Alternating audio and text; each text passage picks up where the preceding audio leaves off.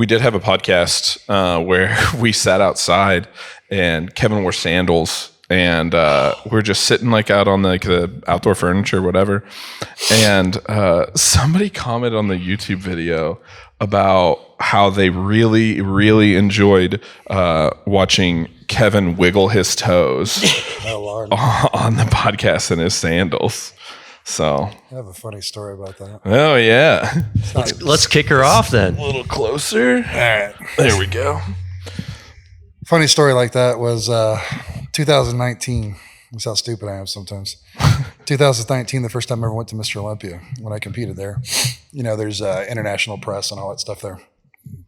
So I did some interviews, like some French guy wanted to interview me for their paper and all stuff like that. And I'm trying to tell him, like, those are the people you want to interview, not me. You know, like, I'm nobody, you know what I mean? He's like, well, no, you're here. You're somebody we want to interview you. I'm like, all right, that's cool. I respect it, you know? So coming back from Olympia, not knowing anything, stuff like that. And I'm coming back and I start getting all these message requests.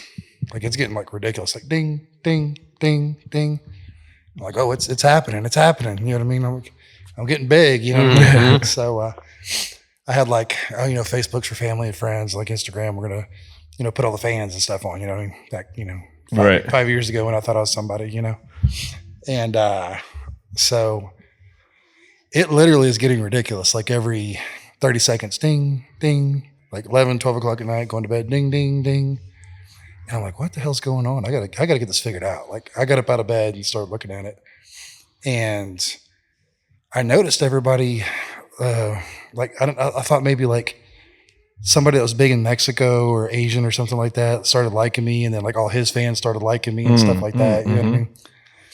And like it was getting like really crazy, like bing, bing, bing, bing, bing. So I'm like, I got to find the common denominator. You know what I mean?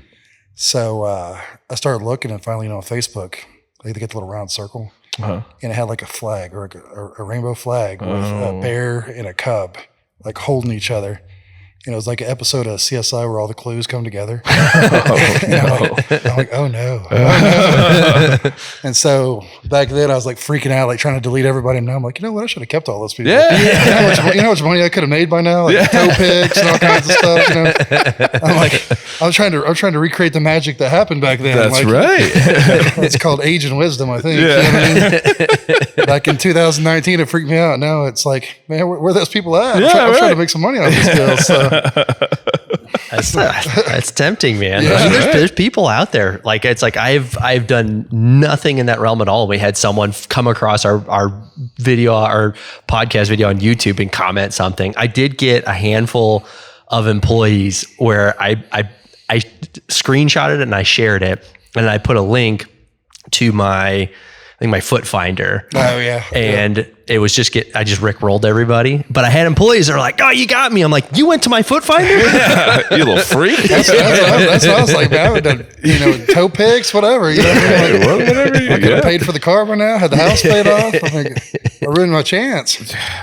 People will pay money for that. Good money to be made, man. That's right. Hey. It's apparently a big thing in bodybuilding. It's like, there's like people overseas that just like, I don't know, they're like princes or, I don't know, are like have like crazy money and will pay for these like really big bodybuilders to like come and like pose. And I think a lot of it involves a lot of nudity and it's like this weird thing. And it's like these, I think there's like some big pro bodybuilders, like once you get like pretty big, like it becomes like a more well-known thing where if you want to, you could make a lot of money by going overseas and hanging out in a big castle and posing naked and having, I'm sure probably pictures and videos and stuff taken of you. It's like, but like obviously a lot of them don't do that, but they're like, man, it's tempting. Apparently that hasn't crossed over to powerlifting yet because they ain't called me. I'd send y'all some videos if it did, I promise you.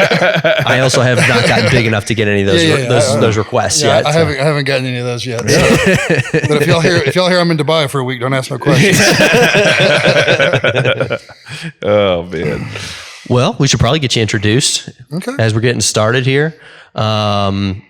Today we have, for anybody listening, we have Ray Willingham. Man, we know and work with you with the Strength Factory, but man, the more we get to be around you and hear about everything that you have going on, man, you're involved in so many facets of the fitness industry, not just here in Oklahoma, but nationwide. You've been to the Olympia for powerlifting.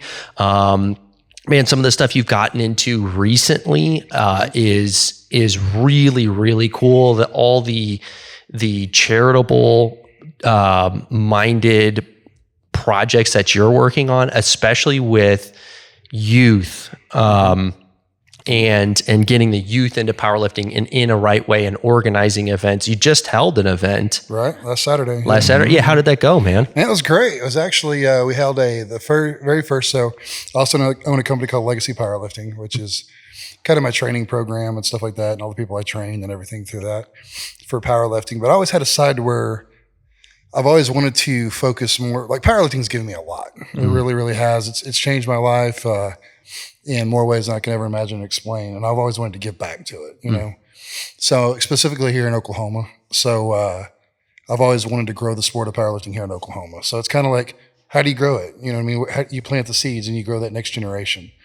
So with my company, I don't really, anybody could take an established powerlifter and train them to take over like what someone else has already done. You know, you get powerlifters that, oh, I've powerlifted for 5 years. This was my coach. This is my coach. I want you to coach me.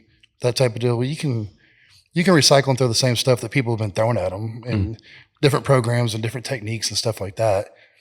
In the end, it's finding what works for that person. You know what I mean? Because every person is different. Their technique and form, you can teach them 95% and 5% it's going to be them. Right. And basically how they adapt and adjust to it, you know? So what I decided I wanted to do is I want to take people that have never powerlifted before. I don't care how old you are, and make you into a powerlifter. Yeah. Without you even knowing that you're turning into a powerlifter. Kind of start giving them a technique and a form and teaching them and squat, bench, and deads and all that good stuff. And so if you train with me, we have an agreement. Like if I coach you, if I train you, you have to do a powerlifting meet. It's not an option. You know, that's my non-negotiable. It's my one thing that's non-negotiable. If I train you in powerlifting, you have to do a meet. Simply because it gives us a goal. It gives us a deadline. It gives us something to reach for. Because I could sit there and just keep shooting arrows into the woods, but if there's no target to shoot for, what's the point in shooting arrows in the woods? You know? Right. So kind of the same thing, you know, when I'm training somebody, like we set a date, we put it on the calendar, and this is our date. This is what we're focusing on, you know? So they know when they walk onto that platform on that day, it's like, either I'm ready or I'm not. But, you know, it's one of those, did I do my part to get ready for this meet? So, and that's kind of what we do, it just to add a finality to the training, you know. But then we start the cycle again. And it's funny, you know, when a lot of these people I train for the first time, it's like they either fall in love with the sport or like, okay, I did it. Yeah, you know, right. You know what I mean? So I kind of did it. I'm done. You know, it was fun. You know, it was the hardest thing I ever did in my life, but I'm done with it. I can say I did it. You know, I got my numbers in open powerlifting. I could say I'm a powerlifter now, you know. Right. Or they fall in love with it and want to do a meet like the very next one. And we're like, hold on. Now we got a recovery process we got to do and stuff like that. So, but that's kind of where it started. And then it was like, I want to get back to actually planting those seeds and growing the youth in Oklahoma. How it really started was with my daughter, who at the time was 11 when she started training with me. She used to cheer at Twist and Shout. She cheered since she was 5 years old, did power tumbling, then got into the cheer. She won 8 national championships in power tumbling. Wow. 5 in cheer, you know, going to Disney World, to the Wide World of Sports and doing that thing, you know, the ESPN deal and all that stuff. But that was her path. That's what she loved. That's what she wanted to do. And one day she went to do like a double back and went to land, and she didn't have her feet under her. Oh, geez. Like it was like she couldn't feel her feet, you know? So, which is kind of scary, you know, when you're at that level and doing that many flips and everything. So we went and got her checked out, and it turned out she had scoliosis, and it was pinching a nerve in her back where she couldn't feel her feet down her leg, like one of her legs. Yeah. So we're kind of like, that's a scary thing, doing a bunch of back flips and everything if that process is going on. So she comes to me one day, she's like, Dad, I think I'm done. I think I'm done doing power tumbling. I think I'm done cheering. I'm like, okay, you know. Right. And she's always been real competitive, so I've never really pushed her into anything, you know. So she's like, I want to play football. I'm like, what are you talking about? You want to play football? You want to go from cheering and power tumbling to playing football? She's like, yeah, I want to play. I'm like, okay, if you're going to play, you can come spend 6 months in the gym with me first. Mm-hmm. I'm going to feel comfortable and confident that you can handle yourself. And then after 6 months of doing that, then I'll sign off on you playing. Not a problem. She's like, all right. So that's kind of where it started. My first youth that I started training was my daughter. Mm. And at 11, she ended up setting a world record, but it didn't count because when you go international, you have to be 15 before your world records count. Oh. But at 11, she broke the 15 to 17-year-old world record. Whoa. Jeez. So, and it was at a world competition too. They just wouldn't count it because they couldn't count it because of her age. That's crazy. You're too young. Yeah. But the cool thing is the guy that owns Pioneer Belts was like, he acknowledged it. And he's like, he pulled her aside and told her, like, you break the record, you and me are going to come over here. I'm going to design you a belt, like custom design you a belt. And I'm going to ship it to you for free. Oh, wow. So she pulled the world record and, her went over there, sat for an hour and like made her a custom belt. And since he knew it wasn't going to count towards the record, he actually like made her a belt and shipped it to her free of charge. That's super cool. All kinds of stuff. So it's pretty cool. And to this day, she's like, no one's allowed to touch the belt. Yeah. So it still hangs in the locker, but, so that's kind of where it started with her. And then it grew into like, me and her went to a high school meet, and I kind of hate saying this in public, but it's kind of what my format's about, You want to talk about the unsafest thing in Oklahoma is a high school powerlifting meet. You know what I mean? It is by far the unsafest thing in Oklahoma, especially when it comes to squats. You know what I mean? And so I've had kids that have powerlifted for 4 years in high school come to me and like, you don't know how to powerlift. Yeah. And they're like, what are you talking about? I've done it for 4 years. Yeah, you don't know how to do it. You know what I mean? That's the hardest conversation to have sometimes. Yeah. So, and there's egos involved and stuff like that, but it's like, if we're going to do it, we're going to learn how to do it the right way. Safety, technique, form, all this stuff. Right. And the way it's done in high school now, it's crazy. It's just like, I also hate to say it this way too, but it's true. I have a video on my phone of an Asian guy who died doing squats. Whoa. And it's during squats, the bar collapsed on him and stuff like that. And it is 100% the way that they do it here in Oklahoma high school. Yeah. Like a kid fails the squat and you hear the loud clang. That's how you know he failed the squat because he just drops the bar into the rack. You know what I mean? It's like the unsafest thing in the world. And me and my daughter went to a state championship meet and she's like sitting there watching it with me. And halfway through it, she's like, Dad, can I go sit in the car? And I'm like, yeah, what's the matter? She's like, I just can't sit here and watch this. Tough to watch. She's like, I just can't do it. You know what I mean? Right. And so that right there kind of told me if my daughter, I think at the time she was 15, at 15, if she could recognize that, then something needs to change. Yeah. Right. So it kind of reaffirmed like what I wanted to do and how I wanted to approach it, So it kind of became more of like, yeah, I can teach 30-year-olds and 40-year-olds. And, I got one lady that's 63-year-old that she actually trained for 6 months and won the world championship. Jeez, and deadlifts at Olympia last year. So I could train people in their 60s, 50s, 40s, 30s. But can I train people that are teenagers, that are, preteens, stuff like that? And then as I started doing that, I started learning like, I really enjoy teaching teenage girls because they don't have preconceived notions of what lifting is. Maybe a little less ego than some of the teenage guys. Well, so you'll get some of these guys that played football, or, whatever, and they have a football coach that has them and teaches them like having a summer pride program or whatever, you know what I mean?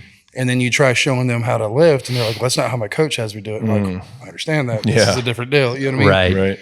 Whereas when it comes to teenage girls, they're just like a sponge. They soak it in. They learn. They want to learn how to do it. They want to learn the right way. And super, super strong. But it's amazing. But also it turned into like, okay, I want to build these girls to be like, it's weird because it comes back to years and years ago. There was a commercial on the Super Bowl. That was actually a Stay Free commercial, maybe, a tampon commercial. I think is what it was. But it was how to run like a girl. You know what I mean? And the commercial was like, if you ask guys, like, what is it like to run like a girl? And it shows these guys like real feminine running. You ask teenage boys, what's it like to run like a girl? You know what I mean? And they're like real feminine running. And you ask older ladies, or, teenage or, 20-year-old girls, show me what it's like to run like a girl. And they're all feminine running. But if you ask a young teenage girl or a preteen, show me what it's like to run like a girl. And they're like sprinting, like running hard. Right. You know what I mean? Right. And somehow they developed this false narrative, like what it means to run like a girl is to be all prissy and everything, but it's taught, Right. you know, because when they're young, they run hard. They're like, Right. you go full speed, you know what I mean? And then somehow it switches, a narrative turns in their head that, you know, you're running like a girl means prissy and stuff like that. You're told something over and over Right. again. You start to believe it. So that's what Right. that commercial is about. And I was explaining to someone the other day, it's like, you know, I think it's also why I enjoy training girls, because I kind of like breaking people out of that mold. You know? Yeah. It's like, there's no reason for, Right. you know, a 14, 15, 16-year-old girl to have that mentality. You know what I mean? So, Right. so that's kind of like my forte is like, I really enjoy teaching. You know, what the meet was about was high school powerlifting for girls. You know? Yeah. So back to the beginning of the story though, it kind of turned into like, that was my forte. It's what I really enjoy doing. You know what I mean? But that meet was for trying to change powerlifting in Oklahoma at the high school level. The reason why we did it with girls is because there was, it's two different organizations. So the boys' side is run by the Oklahoma Football Coaches Association, which I played football for 14 years. It's, you know, back in the day, it was like you can only practice for so many months. Then all the boys go into powerlifting, which is just a continuation of football practice. Right. Well, now it has changed to where I think it's the Oklahoma Football Coaches Association, or no, the Oklahoma Powerlifting Coaches Association. But if you click on it, it reverts you back to the Oklahoma Football Coaches Association. So, but the girls actually have the Oklahoma Girls Powerlifting Coaches Association. It's a different organization. So they're a little bit more on the safety and standards and stuff like that. So Nice. that's why I'm trying to interject myself more into that. Yeah. Well, it is crazy, you know, like I even think back to, you know, like my high school days and, cause, you know, played football a little bit in high school. And I remember like we didn't have like, I was never taught how to lift by any of my football coaches. We just had like, there was just a big board, a like chalkboard thing that was above the mirrors that probably, they probably have a new gym now, been out of high school long enough, but I don't think that football workout had changed in, you know, since it was written up there. Cause you know, it's 20 feet in the air, 15, 20 feet in the air written, you know, on there. It was, and it was like, you know, and it was a terrible workout. Oh, yeah. And it was, you know, and nobody taught anybody how to do anything. I was never trained how to do anything that they wanted us to do. And I just remember like, trying to do power cleans one day. Never been taught how to do a power clean in my life, and trying to like do power cleans on a platform, and the coach is sitting there watching me do it. And, you know, I'm going and I end up like, cause you know, the way they had it was there was platforms, and then the platforms went right up to the mirror, and then where the platform came back, they had like a 2x4 on top that like blocked backwards. Perfect idea. And then right behind that was all the squat racks. So you had to like walk around the squat racks to get in there. And so I go to like do this power clean and I stumble. And when I stumble, I kick that 2x4 with my heel and just fall back into the racks. And like, I was like, this doesn't seem like the safest setup that's ever been. You know what I mean? And it's like, you start to like look back and I'm like, man, like at the time, I guess I just didn't know any better, obviously. But it's like, man, I was never taught form. I was never taught anything. And I was thinking about this the other day because, you know, I was listening to some podcast where they were talking about, you know, like injuries, and especially like with the NFL and stuff, how they, you know, they do all this different stuff for like concussions and stuff like that. And I remember it just like brought me back. I remember because I'd gotten like knocked fully unconscious during football practice. Like I was not a big kid in high school. Like I was 165 pounds, and they had me on scout team go play outside linebacker. And I'm like, they're like, control the flat. If nobody comes out the flat, like you're going to be like a secondary blitzer. And so nobody comes out on the flat. I'm on like kind of the, like, I'm on the left side. And so I'm like, okay, cool. Well, turns out it's, you know, reverse to my side with a pulling guard. And it was like I was, you know, sophomore in high school, 165 pounds. And our, you know, pulling left guard was quite a bit bigger than I was, and just ear-holed me and just knocked me fully unconscious.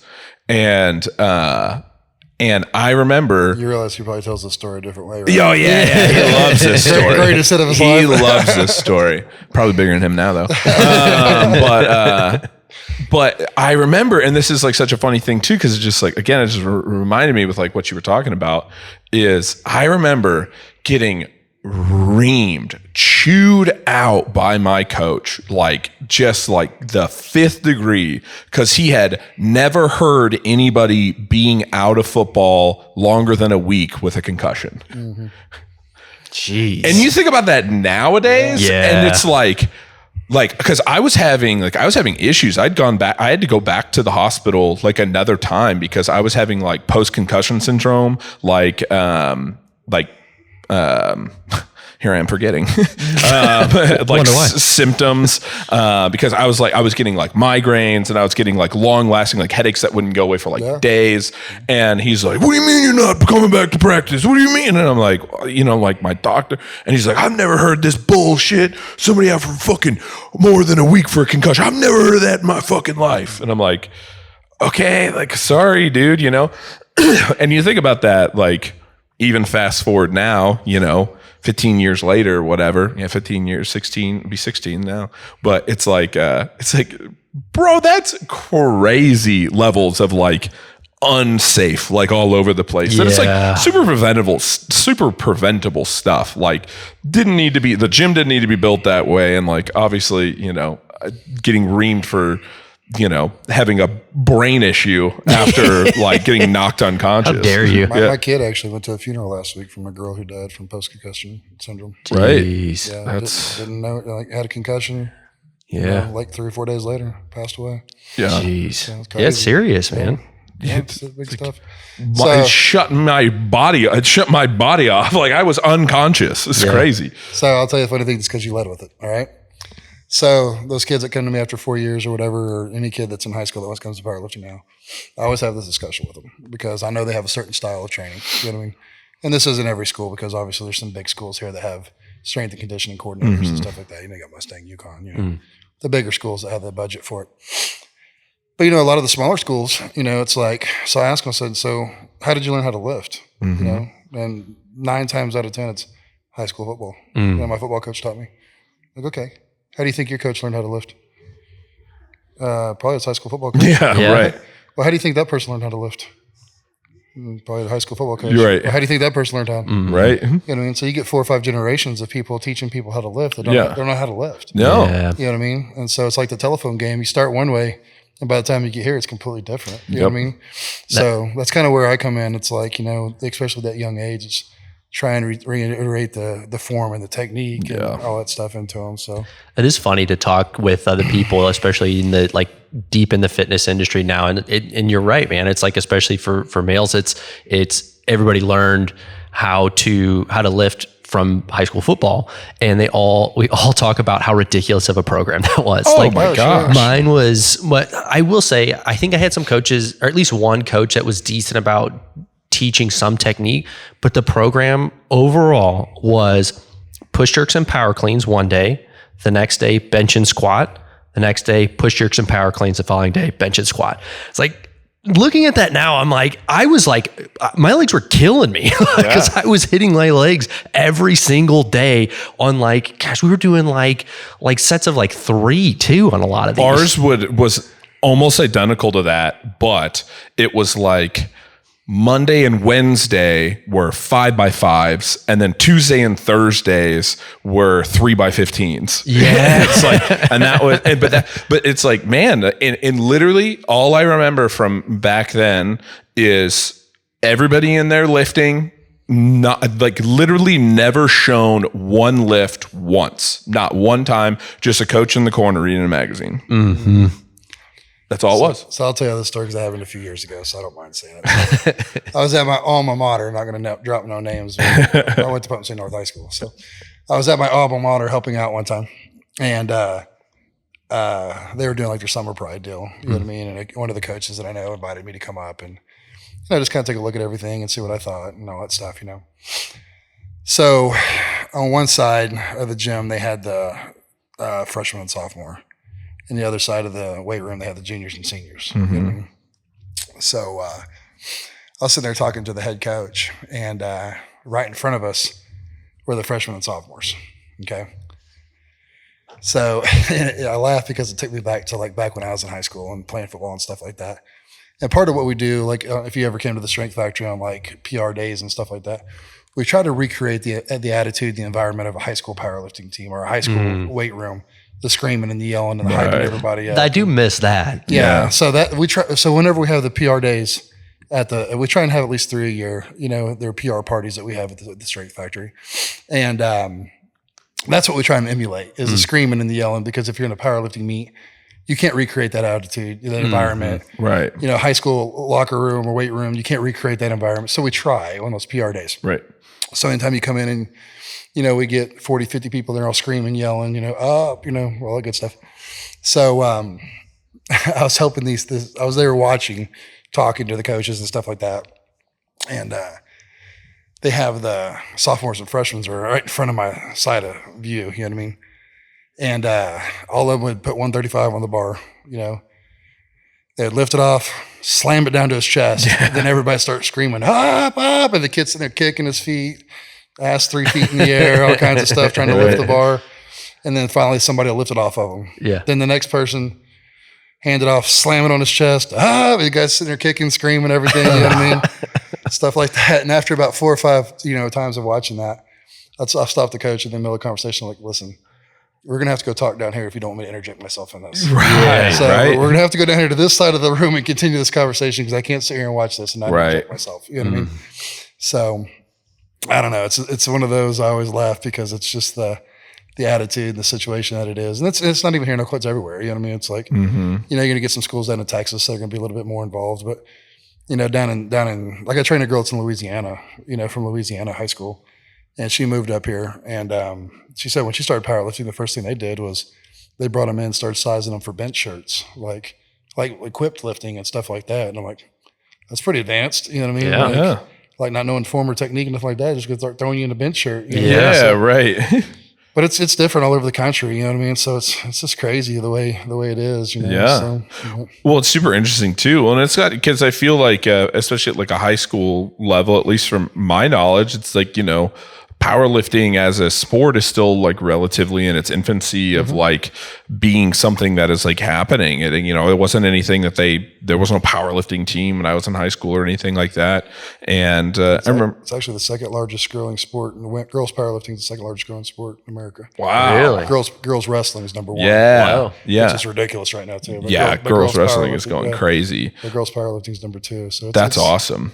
But yeah, it's like, you know, and there's, it's a really interesting thing because, yeah, it's like if you don't have, you know, and I wonder what it is. Like, I hate to say it in like the wrong way, but I feel like there is like, again, and this isn't to talk down to anybody in any situation that I don't understand, but I do feel like in that, like, you almost do have that like hubris or level of like, oh, I know how to do, like we've been lifting with these boys we could put on a powerlifting competition. And it's like, it's the same thing. Like, I think, you know, and I didn't even necessarily realize this until I really got more like working in the fitness industry. And again, this is, you know, I've been in the fitness industry now for on and off for what, how long now? 12-ish years probably. Yeah. I know over a decade. Yeah. And so is, you know, like it's funny because you go from like, oh yeah, like, and I won't name names either or anything, but it's like there was somebody I knew who like, they were prepping for a bikini competition and they didn't want to hire a coach. So they had somebody who I think was like, had wrestled. And so they're like, oh, I know how to get you there. I already know where this conversation is. Yeah. And it's like, no, like there is so much to becoming any sort of like stepping on stage for like bodybuilding or whatever. And then the further you get into it, and then you start like, you know, making friends with people who powerlift, because I'd never powerlift. You know, I'd try to lift heavy and lift strong, but it's like you start talking to people about powerlifting and you're like, holy shit, like there is like, you're going through the same, it's a different thing, but you're going through a full prep. You're going through post prep, like you're going through meet day, you're going through post. Like there is like, it is just as like, you know, not to compare them, but I mean like it is just as involved as like anything else that you're going to do. Like there is formulations, there is like techniques, it's not just like, you know, I think in my younger days, maybe in like high school, I was like, oh, powerlifting. Yeah. You just like, Go lift heavy stuff. just go lift heavy stuff and keep pushing, like try to get stronger, and then you're stronger, and then it's like, oh, you know, well now you can do this, and it's like At the beginning, that works. yeah. And then it's like, no, it's all like percentage, you know, and I don't even know where to start. It's like it's crazy. Oh yeah, when I sit down and do a program, so I write programs every Sunday, and to write one program probably takes me an hour and a half, 2 hours. Whoa. So just to write one, because so I write a base program, and then I it's kind of weird because you start programming people 10 weeks out, you know, really for a comp is when you like gear down and start focusing on that person 10 weeks out, you know. And a lot of times in the program, you will like, where's this person struggling at? So you write like a base program that pretty much pertains to everybody, and then you individualize it off of what that person's struggle is. So if their person struggles deadlifts, you know what I mean? We get a little bit of more. So the programs, the percentages on the core lifts, the squat, bench, and deads are the same. But it's based off their PRs and its percentages. And we do a volume week, we do a midweek, and do a heavy week, and then we start back at volume again for recovery. But what changes every week is their accessories. So some weeks, you know, like on a volume week, you know, we may do, you know, sets of 12, sets of 15, which we don't hear about too much in powerlifting, but it's more about recovery. It's lighter weight, you know, more blood flow, stuff like that. The word I can't say is, what is it? Hypertrophy. Yeah. I have to remember hypertrophy. That's they were trying to teach me that at the gym. Yeah, that's bodybuilding. Yeah. But some of that on the volume days, we try and work that in a little bit of recovery stuff. You know what I mean? It's more blood flow, and then but we individualize it more, like some of the accessories, like if you know deads, if you're struggling on deads, we may work some different back accessories in there and stuff like that. Some different hamstring accessories, you know, kind of depends on where your stelling points at or your fault points at. So that's kind of the program that we base it off of. But I really start gearing it down about 10 weeks out from a comp. Like we have a big comp in our gym, the February 15th. So this week is week 8. Next week's 9. And then the 10th week, we have basically a down week. Like they're going to come into the gym and they're going to do, you know, 3 sets of 8 at 35% of their PR.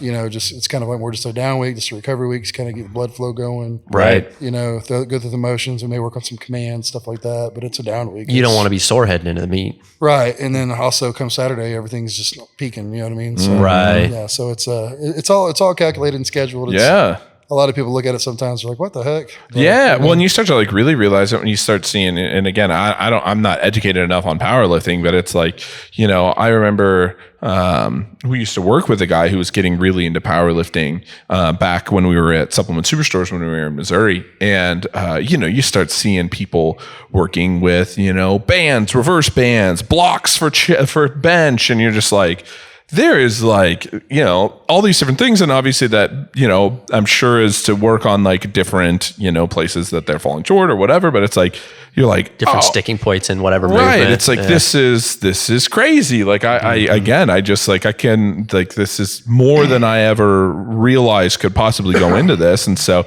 it's, so yeah, it is. I think that's where, again, going back to it, is like there is that like almost that hubris of like, oh, we've been teaching kids how to lift for 35 years. And it's like, yeah, it doesn't mean you know how to do this though. That's the same as being like, we've been teaching kids how to lift for 35 years. We're going to have a bodybuilding team and like the football coaches are going to run it. It's like, it's not any different. Talking to Preston up here, who's in powerlifting, and he definitely has a mind for it. It's cool to talk to him about the almost phenomenon of your peak week, of like how, like, you know, how brutal like prep can be, and like how worn out you can get, and like, you know, you're hitting good numbers, but then like that just little bit of recovery, and if it's all timed out and calculated perfectly, like how strong you feel on meet day and what kind of numbers you throw up is just like, it's just like, I definitely have days of like, man, I feel a little bit stronger than normal, but nothing like what he has described of like, it's, you throw 30 extra pounds on any lift that you've ever done before, and you lift it like nothing. And it's just like, there is a science to getting to that point. Well, so part of, I actually had this conversation earlier before I came up here. It's like, so you get a lot of people that start switching over to powerlifting. You know what I mean? And the joke is it takes a powerlifter 4 hours to work out. You know what I mean? Mm-hmm. But it's like, so have you ever done like a burnout set and then like you get to rep 15 and like you're just squeezing out 14, you get to 15, you're squeezing it. You know what I mean? And then, a minute later you start hitting it again, you knock out the first 8, no problem. And then 9 is where you start to struggle, then 10. You know Right. what I mean? Well, so with powerlifting, it's more like you got to keep in mind, you're not doing sets of 15, you're doing sets of 5, sets of 4, and you're doing sets of 80%, 90% of your PR. You know what I mean? So the recovery process of the muscle, even on that extra 3-4 minutes, you know what I mean? It's like, I tell people all the time, like the injuries come whenever you're like trying to push to the next one, to the next one, to the next set, to the next set. You know what I mean? You got to take the 3 to 4 minutes because you're not doing sets of 15 at 25, 30% of your PR. Right. You're doing sets of 5 at 80, 85%. Right. Right. And it takes that extra, even if it's an extra minute, 2 minutes, 3 minutes of recovery. Right. So that's why that's part of why the workouts take so long. You know what I mean?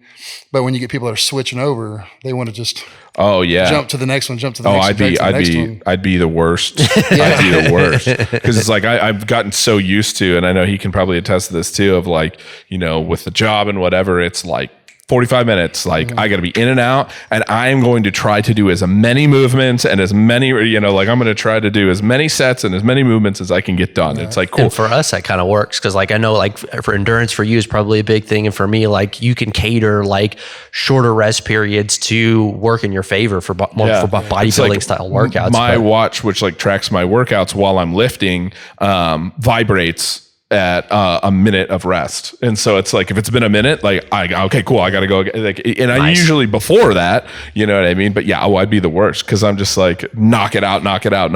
So I have a girl I actually give a lot of shit to her. Her name's Julie. She's like, I think she's 54 now. But before I started training her, she used to have a stopwatch. And she would put like 5 minutes on the stopwatch. And I walk up, like, what the fuck are you doing? Yeah.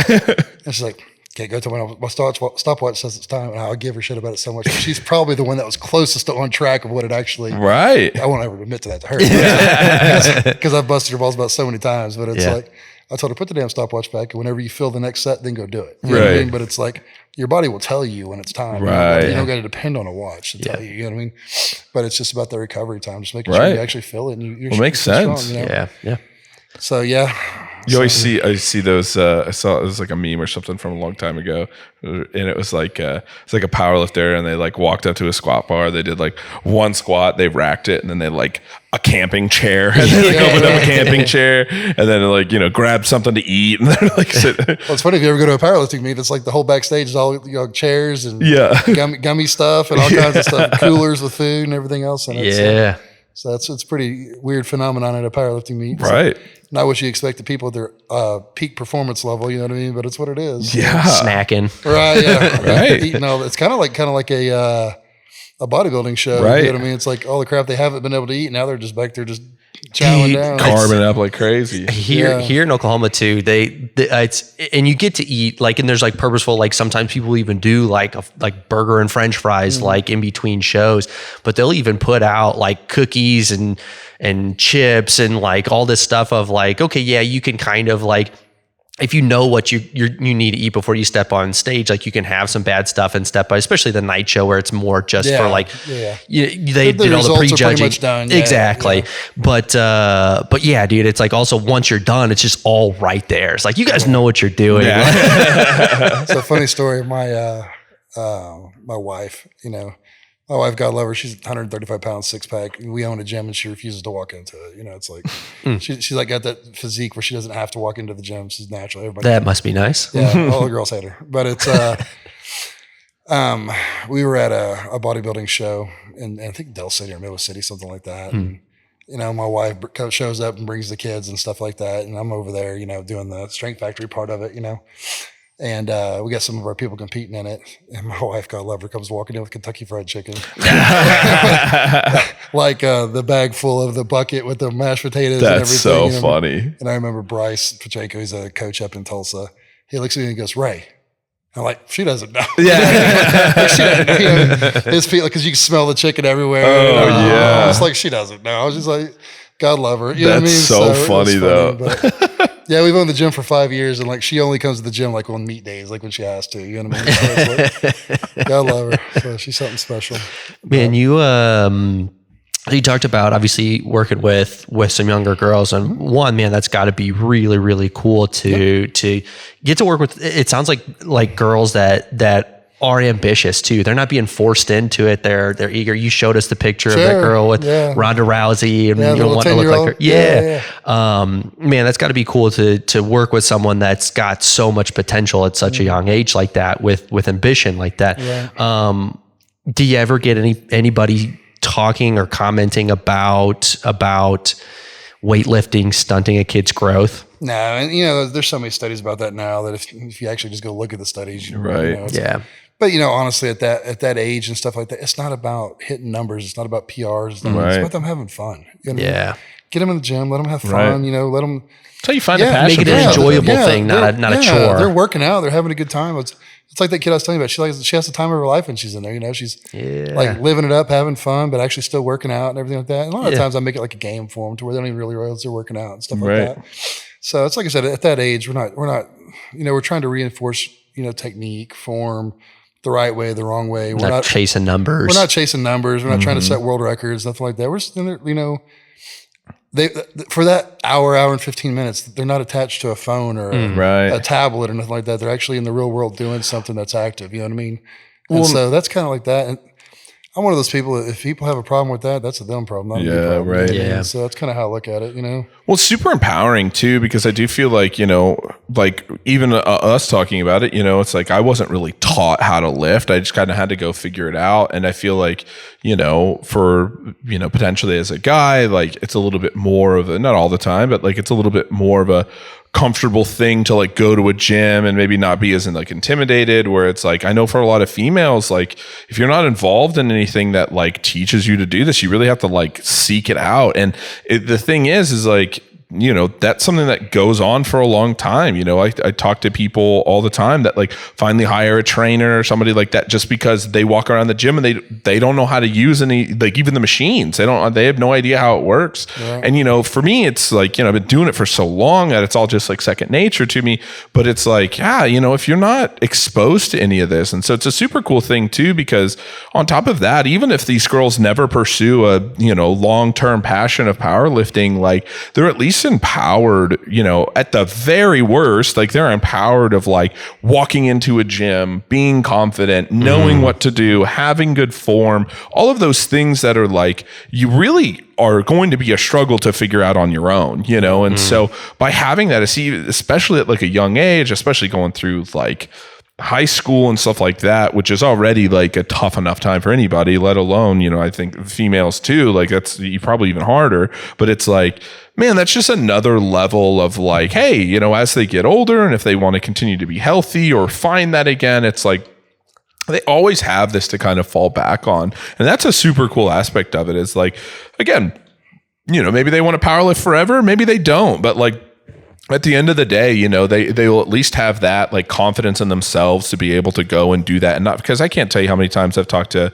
in the store or whatever, and I talk to females who are just like, and guys too, but to traditionally more females that are just like, I'm just so intimidated to go to the gym. Like I go in there and I just don't know what I'm doing and I'm scared and like, trainers are expensive and it's like it's not very like it's not always very like newbie friendly, especially when you start thinking like, oh, everybody's looking at me and watching me and like, even though that's probably not the case, but it's still like one of those things where I could understand it being like a super intimidating thing. So that's definitely a super cool aspect to it. So yeah, so going back to two things, the youth, you know what I mean? It's like confidence is a big word, especially so. I know we've talked about it, and, been shooting that documentary about me and stuff like that. And yeah. So, the crazy thing is like, I never even thought about it this way, but we did interviews. I think we did like 35, 40 interviews, like hour-long interviews with people that I train or, stuff like that. And, the word that kept reoccurring the most was mental health. Like, and I never even thought about like that kind of stuff or, in the gym, like I know the gym's like, a lot of mental health recovery for a lot of people and, how they work their problems out and stuff like that. But I never really thought about like in powerlifting and the mental health side of it and stuff like that. But I say that to say when it becomes these young girls, you know, the confidence that I've heard this from their parents and stuff like that, the feedback I get is like, you know, thank you for making my daughter confident. Thank you for making my son confident, because they walk away now with their head held high different than they did when we first brought them to. You know what I mean? And so it's a confidence that gets instilled in them until, like you said, later in life, like you walk into that gym, you're like, I belong here. Right. I know what I'm doing. This isn't like, you know, I know it's intimidating to come to the Strength Factory at first because you got all the big, strong guys in the back and girls and everything. And I make the new ones I bring, I take them straight to the back. I start introducing them to all the guys, all the girls. Yeah. Like, Straight in the deep end. yeah, I'll take you swim from the beginning. You know what I mean? Yeah. And I start introducing them to everybody. And next thing you know, you got, you know, Carter, you know, 6'5", you know, 420 pounds, walking up to the 10-year-old girl talking to her. You know what I mean? She's like all big eyed and everything. Yeah. He's talking to her. He's like, Right. hey, you're here. We're Let's gonna get talk. comfortable. You know, Right. When you realize, you know, and it makes them more comfortable too, because it's like, you know, one of the things that like I always say, like, it can make a gym go from uncomfortable to comfortable real quick is like making friends, like meeting people. And that's as little as just, you know, saying what's up, you know, whatever. And it's like, you know, like as you build that and you start to get more comfortable and like who you're with it, then it becomes like it's a super fun place to be. And so, yeah, that's super cool. That was definitely a big reason why, not why I got in the gym in the first place, but why I kept going is today I work out, like, obviously, you know, I want to have a certain physique, but a big reason I go today is for my mental health. It keeps me calm, helps me deal with stress, anxiety. It's like I have to have it kind of deal. But when I first started, I just had a buddy that started going to the gym. I, you know, did football workouts to start, but then he started, you know, finding out better ways to actually like, hey, like if we want to, you know, actually get a little bit bigger and look a little bit better, like this is how you would program. And he started working out and I would just started going with him to hang out with him. And I literally did not have any goals at all. But then I did start to kind of like, okay, like I actually have like some arms now and like my chest is filled out a little bit. Like I started to see it. Yeah. This was my senior year of high school and I gained so much confidence from that. And I realized that was like a big thing that I was missing and would have served me a whole lot better when I was younger if I just had a little bit more confidence. So that's the big reason why I stayed, is because like it made me, not that I needed to look that way to be that confident, but because I was looking a little bit better, it just gave me that little bit extra to have that confidence. Right, So that's what kept me going after I moved to a few hours away and wasn't with that buddy anymore. Is why I kept going to the gym. Sure. Yeah. That's what I said too. You know, if you're somebody new to the gym, probably go find the biggest, strongest guy in the gym and ask him questions, because he's probably the nicest guy in there. Literally. Right. Yeah. I mean, it's like, I don't know, like, so say you go to just 10 gym on the expressway, you know what I mean? You go there, you have a bunch of casual people working out that, I not to put this a certain way, but say everybody in there works out at a level 5. You know what I mean? Well, if you work at it, if you're new there and you come in there, you know, you may be intimidated, but you're intimidated because everybody's working out at the same level. You know what I mean? So everybody's intimidated in there, and they don't act like they are, seem like they are, or whatever, but they're all intimidated in a certain way. But if you go to, say, like the Strength Factory, you know, for example, where it's more of a competition style, heavy, hardcore training style gym, like when you walk in the door, there's not a single person in that room that wouldn't stop what they're doing to help you. You know what I mean? Right. Because everybody's confident in what they do and how they do it. You know what I mean? And they're more than happy to share the knowledge and the experience with you. You know what I mean? So Not standoffish because they're not nervous to be there. Right, yeah. Because you may think they're standoffish, but they're probably just as nervous as you are. Exactly. Or just as uncomfortable as you are, you know? That's a good point. Versus a gym like, you know, like I'll say, you know, because I own the Strength Factory, I was referring to that. You know, Yeah. You walk into a gym like that, it's like one of those, like everybody's at such a high level that it's like, as soon as you walk in the door and they know that you're not at that level, they're like, yeah, absolutely. What do you need? Let me show you. You know how to work this machine? Let me show you. You know what I mean? Yeah. To where people are, it's funny because people are intimidated to come there, but when they come, they're like, dude, this place is great. You know what I mean? So it's like, it's kind of got this reputation of being like this hardcore, heavy competition power gym, blah, blah, blah. You know what I mean? But when the average person comes in, they're like, man, I love this. You know, it makes me be better, blah, blah, blah. You know, so that's kind of the cool dynamic of that place. You know? Also, feel free to plug the Strength Factory and anything else you do as much as you want. So this is what we're here to talk about, man. That reminds me though, because I think it's super similar, because, you know, I've been doing jiu-jitsu for, you know, over 5 years now. And it's the same kind of thing. Like, you walk into a jiu-jitsu gym as a white belt your first day, and it's like, you know, first and foremost, and I think the same kind of thing happens at the Strength Factory, everybody who's a black belt at the strength factory or whatever, just been there for a year or whatever, knows how difficult it was to walk through the doors the first time. Absolutely. Like the joke Seth's like saying that you hear in jiu-jitsu a lot is like, what's the hardest belt in jiu-jitsu to get? And everybody goes, oh, black belt. And they go, no, white belt. It's the hardest to get started. Like, it's way harder to walk in your first day than you just got to fucking keep showing up. That's how you get a black belt. So what I tell people all the time, the hardest part about going to the gym, walking through the door. Right. Yeah. After that, it's fun. And this is the same kind of dynamic I feel like happens a lot at jiu-jitsu gyms is like, you walk in with your white belt, you walk into a jiu-jitsu gym and you have a question.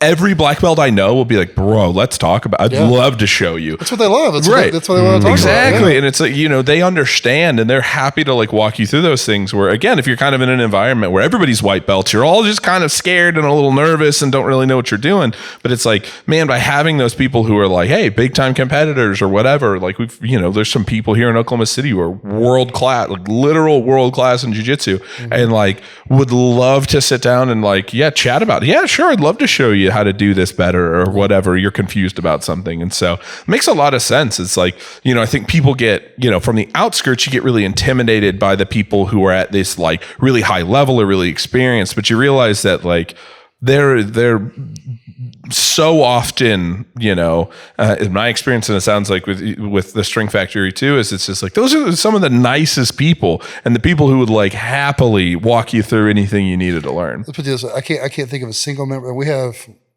over 400 members and I can't think of a single member that would be like standoffish if you went and asked them a question. You know what I mean?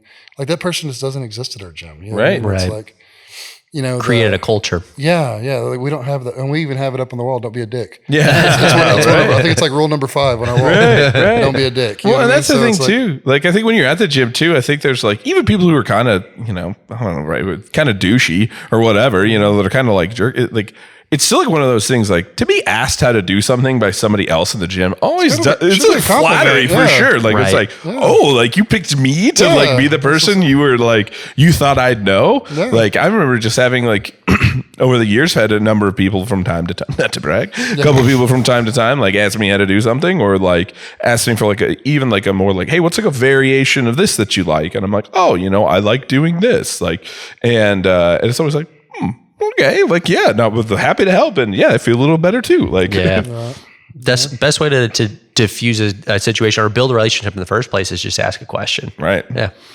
What's that old saying? The only stupid question is the one unasked. So, right. That's how those gym memes get started with people doing shit the wrong way. Right. Because they were too embarrassed to ask a question on how to use the machine or whatever. Right. You know what I mean? Next thing you know, you end up on a gym meme. Yeah, seriously. Right. So you mentioned earlier that you have got a lot of clients that get into powerlifting and not even realize they're getting into powerlifting. When you first started lifting, you're obviously a big guy, Ray. Mm-hmm. Did you know you were getting into powerlifting? Oh, it's a long, sordid story. So when I first started lifting, I was 13. And lifting, I went powerlifting. Actually, Nautilus became my babysitter. So when I was, we lived in South Dakota at the time, my parents and me, and I was 13. And so we went to the YMCA and you had to be 16 to use the Nautilus equipment. You know? So my mom lied and said that I was 16 so I could be there and use the Nautilus equipment. So she would leave and go to work and I would work out by myself. I had no clue what I was doing. Mm-hmm. But that was my babysitter for like a year and a half. So it's kind of how I learned. I just played around and messed around with things and stuff like that. And I just got like, I'm 16. You know what I mean? Right. Anybody else, I'm 16, you know what I mean? So it wasn't about lying to be 21, it was lying to be 16. So to lift the weights. Right, yeah. So like I said, that was my babysitter for like a year and a half when my mom worked, and my dad was a traveling insurance salesman, so he was always out of town, stuff like that. So I kind of learned doing that, and then, played football. We moved here, played football up upstate North, and, doing their summer pride and stuff like that. And I think in high school I was benching like 405. Ooh. I think I squatted like 600, something like that in high school. We didn't do deadlifts in high school back then. It was all power cleans and stuff like that. You know what I mean? So, so long story short, that's mainly was my whole workout session was high school football, stuff like that. And then I went to college, played for a year there, and when I was in college, I squatted 850. Jeez. Probably one of the scariest things I ever did in my life, squat 850, and I could literally feel the vertebrae in my back compressing. Oh yeah. Yeah. And so I did it that one time, and I've never squatted over 500 since then. Right. Yeah. It just literally, it immediately sent like a brain block. You know what I mean? So like I stop at 500 every time now. So I could do more, but I don't. The most I ever deadlift was 720. I learned that later in life. And of course, 600 bench is the most I've ever benched, but. And that's what you've gone to the Olympia for, right? I went to Olympia for bench. Yeah. I see that. That's crazy. I did 541.2 was the Oklahoma State record. That's the lift I did that qualified me for Olympia. And then Jeez. got to Olympia. Luckily, I did enough for my first lift. My second lift, I cannonballed or grenaded my shoulder. So, but I did enough for my first lift to still win. So, got lucky there. Jeez. So, yeah. But I don't know. It's kind of like years and years of wrong way, right way, finding techniques, searching things, a lot of, and I kind of feel bad for kids now because, how does everybody learn now? What does everybody resort to? And I hear it all the time, like YouTube, TikTok, you know what I mean? And it's so, and kids don't know anything any better, you know what I mean? Right. So it's like you go into YouTube and you try and look up deadlifts, you're going to find 10 million videos on how to deadlift. And out of that 10 million, there's maybe 500,000 that know what they're doing the right way. You know what I mean? But how do you search through the 9.5 million that are shit to get to the 500,000 that are right? And if you don't know, you don't know. Right. There's so much conflicting. Right. You know what I mean? And so there's always so much. Yeah, I'm part of the bench press groups and all that stuff. I don't even look at them anymore because it's so much. Like if anybody genuinely needs, like, they post a question, I just DM. I'm like, hey, if you really want to know the answer to this, I'm happy to help. Just message me or whatever. You know what I mean? But if you start looking through the chats or whatever, it's like so much conflicting BS. Oh yeah. And everybody thinks that they're professional and they know what they're doing and everything. I'm just like, I kind of feel bad for people now because there's so much knowledge and so much information out there. Yeah, it's overwhelming. That there's so much bad knowledge and so much bad information out there that it's crazy. I remember when I was starting jiu-jitsu, and even then I'm like, okay, I'll watch some YouTube videos or whatever. Yeah. Like I can't tell you how many 9 mistakes every white belt makes. And you're like, this is the stupidest fucking video. Like if I could go back, like these are so worthless. So I told a kid one time, when a kid is actually probably in his 30s. So every time I would tell him something, he's like, well, I was watching YouTube and I was like, why are you paying me, man? Yeah. If everything I tell you, you're going to contradict with YouTube, why don't you just watch YouTube? Why are you paying me? Right. Well, I know that you know what you're talking about. What? They quit watching YouTube, man. You know what I Right. mean? It's like, so it's just like, but I get it. People get passionate about stuff and they think they want to learn and learn extra and more. And stuff like that. There's just so much bad information out there too. So There is. So was there someone that helped you kind of learn the right way, or did you have to learn it on your own? Man, I can't say that there's one person. There was a group of people. It's like my knowledge and experience came from so many different people. It's not, there's not that one person that was like, do this, do that, teach it this way, teach it that way, learn this. And I've had so many different mentors in my life and so many people that if I was to start naming names, I'd be bad because I'm going to leave somebody out that deserves as much credit as the next. You know what I mean? But it's like, I've got great friends in this industry that are more like confidants that I trust and depend on, and mentors and stuff like that. That's funny because they'd probably call me a mentor and I'd call them my mentor. Because we bounce so much off of each other. It's like a trusted group of people. That's awesome. Like one of my best friends and one of my favorite people is Ray Ortiz, who used to own a gym in Lawton. And he's now in Boca Raton, or actually Coral Gables, Florida. It's a gym down there. Like he's won a few Olympias and some world championships and stuff like that. And I'll call him, bounce things off of him. He bounces things off of me. One of my good friends up in Tulsa, Shane Woodworth, I talk to him all the time about different techniques and stuff, but it's like everybody in this community, I talk to all kinds of people about different things. So it's like, it's crazy, but I've never had that one person that's, with me, it's been a whole lot of trial and error, Right. What works, what hasn't worked. Right. Then talking to people about what didn't work and why didn't it work, and then what did work and why it worked, and that type of deal. What I mean? So that's I had someone ask me, this was years ago. They asked me, hey, do you use a mentor? And this is more for business related. It was like, do you use a mentor, or have someone that you lean on, that you look at as a mentor? I didn't. The person closest to that, at least from a business standpoint, was probably my grandfather, who passed away in 2019, and learned a lot from him. We got to start the business and even go out on my own. and was hugely, hugely helpful, especially in those couple of years. But this was after the fact of, someone was asking me, hey, do you have a mentor? I was like, man, I've really liked the idea, and I've even kind of gone down that road in the past of like looking what it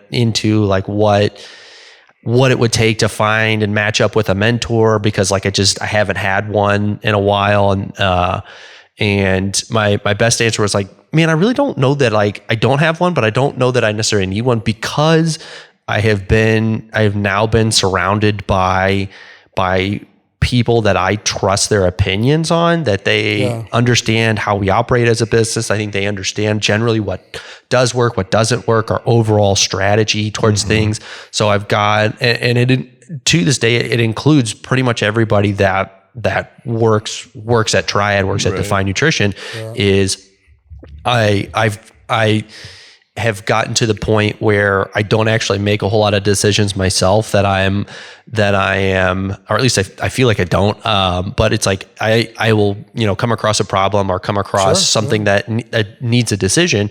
And the thing I have gotten good at is figuring out who's going to give the best opinion on this, who's going to have an in-depth understanding about this specific thing and give me a good opinion on it. So then I can make the decision and take the credit. Ultimately, it's your decision. Who are you going to take the pieces from? Right? Yeah. So I do have I will tell you this. I do have a mentor that doesn't know he's my mentor. Okay. It's like a secret mentor. All right. So, drum roll. Kevin McBride, 4-star. Yeah. That dude right there, I'm going to tell you, we've talked a lot, tons of respect for this dude. Yeah. And it's not because a 4-star or any of that stuff. You know what I mean? It's like, he's a girl dad. He loves his daughter. He posts about his daughter all the time. Yeah. Just like me and my daughter, you know what I mean? If I have a question, dude, I'll answer the phone. You know what I mean? Me and him talk many a time, especially about independent businesses here in Oklahoma, and franchises, big franchises here in Oklahoma. And it's like, dude, I'm so proud of that guy. Yeah. For taking 4-star from how he started it to one store to like constantly invested in growing, They're growing at a crazy pace. It's like everything he does, he puts into that store, puts in time, labor, and it's not like he's handing it, like he's doing the work himself. Like you see him posting like in the gyms, working on them, like growing. He's just like trying to give his customers the best product possible. You know what I mean? And he's constantly evolving it, constantly growing it. But on the flip side of that, what you don't see are, he posts about it every now and then. It's like the giving away the bicycles, the donations he does to kids, like the giving back that he does in the community and stuff like that. And dude, I got so much respect for that guy. It's like, and we're on, even though we both own gyms and stuff like that, we're on so it's different sides of the market and what we do. You know what I mean? But it's like, dude, take that guy's business model, and if he could put that in a bottle and sell it, dude, he's such a good dude and such a great businessman, in my opinion. You know what I mean? Right. Like, I sit back and watch what he does and how he does it, and I'm like, dude, if I could run my businesses that way, it'd be over with. You know what I mean? It's like, it's crazy. Smart guy. So, he works his ass off too. I know. Dude, so much respect for that guy. It's amazing. Yeah. The way. And so everybody always asks me what I think about 4-star. I'm like, dude, I love Kevin. He's a great dude. Right. So I'll never say a bad thing about 4-star ever, just because he's such a great guy. Right. I know. I can't remember the interaction, man, but it was one on social media, and I gained a lot of respect for him and for you, because I got to see you guys kind of interact with each other and see the respect behind the scenes. Yeah. The respect that you guys had for each other, where you see people, even in other industries, obviously it's just going to happen when two people have a competitive business. There's going to be naturally people that end up butting heads or arguing and this and that. And it's, man, to see you guys have a mutual respect for each other. And I can't even remember the scenario, but I think it was, you guys were offering to help each other with something. And it was like, man, like it's refreshing to see. Yeah. So, and we talk about all the time. I mean, there's so many people in Oklahoma. There's so many people in the fitness industry. Like there's no reason, I'll refer people to 4-star. I mean, it's like, hey man, they're a great gym. You should go check them out. You know what I mean? And Kevin's even told me, like, people that come in there like doing powerlifting stuff. He's like, man, you should go check out the Strength Factory, blah, blah, blah. You know what I mean? It's just like, if it's their cup of tea, it's their cup of tea. If it's not, it's not. It's cool. You know what I mean? It's like, there's so many people in Oklahoma that it's like, trying to start worry about business, in a situation like that. It's like, it's like there's 10. I hate to put it this way, and I don't mean it this way, but it's just an analogy. There's 10 million minnows in a bucket. You're worried about them trying to eat your food versus the next person's. Yeah. Right. Like they're all going to eat. You know what I mean? So it's like, you advertise their food just as much as you do the next person's food. I don't mean people in Oklahoma's minnows, but I'm just saying, you know what I mean? And that's there's we actually talked about this at meeting on Friday. I was just about to bring that up. Was I'll put the number out there. I hesitated to put it out there, but I'll put it out there. We've had, obviously, people don't shop with us like a membership. It's not something that's reoccurring. So it's, we have some people that start shopping with us, stop shopping with us, whether they move away or whatever might happen. But since we opened over 9 years ago, we've had 20,000 people walk in our doors. We ran that number a month or two ago, 20,000 people. And it's like, that's super cool. It was super cool to think about how many people we have influenced to come in our doors. And hopefully all 20,000 of those people got at least some supplement advice or some kind of help, but there's over 1 million people in the metro. That's such a small percentage that there's so much room for other people to thrive, man. Absolutely. And even with your divine partners, if you take that nationwide, how many people are in the nation? Right. I mean, it's like there's some. I mean, there's plenty. Yeah, there's plenty of people. Yeah, absolutely. And I'll tell you one thing I do love about you and Triad too, though, is I guarantee out of those 20, everyone that bought something probably got a handwritten letter, a handwritten card. You know what I mean? There's a pretty good chance. That's probably one of the classiest touches of any place I ever shop at. Thank you. Thanks, brother. It's it was. I'll tell you, the first time I ever got it blew me away. I'm like, what the fuck? These people got my business for life. You know what I mean? So it's man, it's one of those things that when we first started, it was really easy, especially when we'd be open for 12 hours a day and have one person. You'd be like, I got to do anything and everything to make this a lifelong customer. So you do everything while they're in the store, but you don't want to keep them long. So they leave and you're like, okay, like now I can write them the most badass thank you card possible. Right. And that's definitely been a contributing factor to us to building a customer base. But today when we have, a busy day, 100, 150 people come in the door, we still take the time to write cards, not every single time, but we try and write them regularly. And that keeps us humble. It keeps us appreciative of the people that support our business, because like, it isn't just we landed one really big customer or one really big contract or client. It's a combination of all those people all together, and we appreciate every single one individually just as much as the next. Well, I'll give you an example, and this is kind of what you don't realize and stuff like that. So when the very first time I went to Olympia, I qualified for it, and like I really had a struggle, like I don't belong there. Like, I'm at this level, but imposter syndrome. Yeah. Like I don't belong there. Like, I hit the numbers to qualify for it. And, back then I could bench 500 for 3 times and stuff like that, 3 reps. And it's like, I know like strength wise I did, but like this is some of the best in the world. I don't belong at that level. You know what I mean? And so I had another buddy of mine that, basically talked me into going to Olympia and trying to, prep for it and stuff like that. And like, he was like really, really good about being in my ear and like typing me up and stuff like that. And I'm like, man, okay, like, if you think so, I'll try it, and I qualified and stuff like that. And then I got there so the first time I came into Triad was in 2019. And I went in there and bought some stuff one time. And we were just talking, and like a week later I got that card. And the card was like, man, good luck at Olympia, good luck in your prep, hope everything goes great, blah, blah, blah, you know what I mean?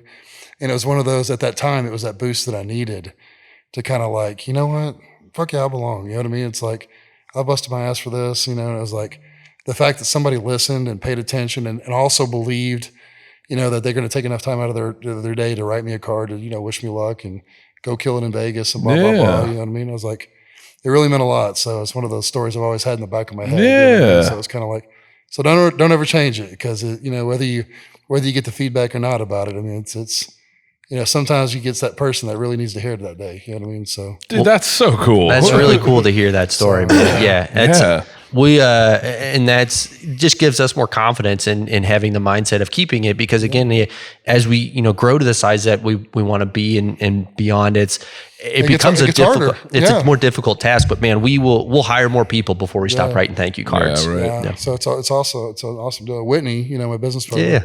So we have very little stuff we sell at our gym. It's like her customers, stuff like that. Mm-hmm. But if she ends up mailing somebody out, she sends them a thank you card. Because So it catches on. It's like, it's a cool thing. So man, it's something, again, like I said, it's kept us in a good mindset and appreciative, and it helps us not look at the customer as just another number, man. And that's what I was gonna say. In today's day and age, where everything's about numbers and volume and stuff like that, it just gets that personal touch that makes you feel appreciated just a little bit. You know what I mean? Yeah, absolutely. Cool. Yeah. So how has been?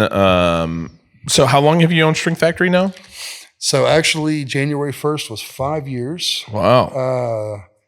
I think February 22nd, we're actually having a 5-year anniversary party. Oh, okay. Nice. So it'll be pretty cool. We're going to have some vendors out there. We'll talk to you about that after a little bit, but count us in. We're going to have some vendors out there. We're going to do some fun things. We're going to do we're going to have some fun with it. Yeah. So, like I told you about the PR parties and stuff like that. We talked about doing a PR party for it, but we talked about, it's 5 years, and everybody says like, oh, if you make it 5 years, most businesses don't last 3. If you make it over 5, you got a good chance of making it, blah, blah, blah. And you beat the statistics. Right. So this year, it's been 5 years, let's have some fun. Yeah. So instead of doing a PR party, we're going to do like fun competitions, like, half your body weight bench, like who can do a wall set the longest, like some crazy competitions instead of like the normal, like, who can bench the most, who can squat the most. Right. Just kind of have some fun, do some like stupid, crazy events and give away some prizes and stuff like that. So dude, that's it'll awesome. be fun. I feel, doing something like a wall set. I haven't done a wall set since. It's like you guys doing a Dunkin' booth at the, the sample triad.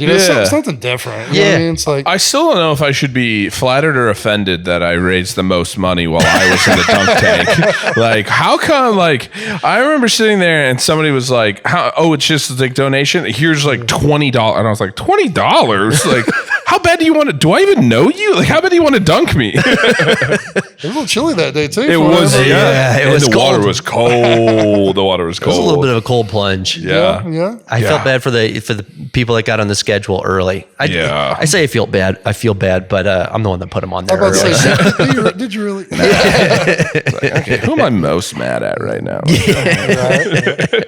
Who's going up there first when it's still cold, when the sun's still coming up? Dude. But I think that's cool. Like having just like fun things. It just like it doesn't always have to be serious, right? Like just have a good time because we were all in. Like I was in the tank. I was talking shit to everybody. I was like everybody's like just having a good time, Right. Well, when we have the triad tank at the. You put you back in it at the We'll do it inside where the heater's on though. So. There we go. We did have that the hammer game, the carnival hammer game too. Yeah. And the employees were messing around with it. We got the event ended, everybody's cleaned up and everything. We're just kind of hanging out, like getting the last few things done, and the employees are all gathered around the hammer game. For those that don't remember, like the carnival hammer game, it's got a little striker, and then you hit it with a big sledgehammer, and the thing goes up and hits the bell. Right. Has absolutely nothing to do with how strong you are. It has to be accuracy. Yeah. Well, there's also a setting on it, and that's what I was messing with. I convinced maybe not all the employees, but at least a few of the employees that you had to reset it every time you hit the hammer. So what I was doing was I was changing how hard it needed to be hit to go up and hit the bell.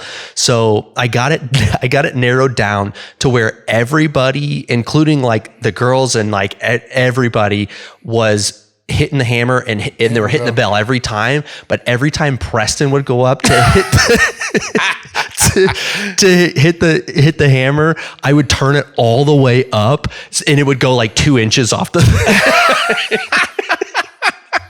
I hadn't heard that. I convinced it, dude. He tried it like 10 times before he figured out what I was doing. That's so funny. Yeah, I convinced all of them I had to reset it, and it was like, and I'd have some people like look over and they're like, "What are you doing?" And I'm like you figured it out, but like I got Preston on the hook still. A few people haven't figured it out yet.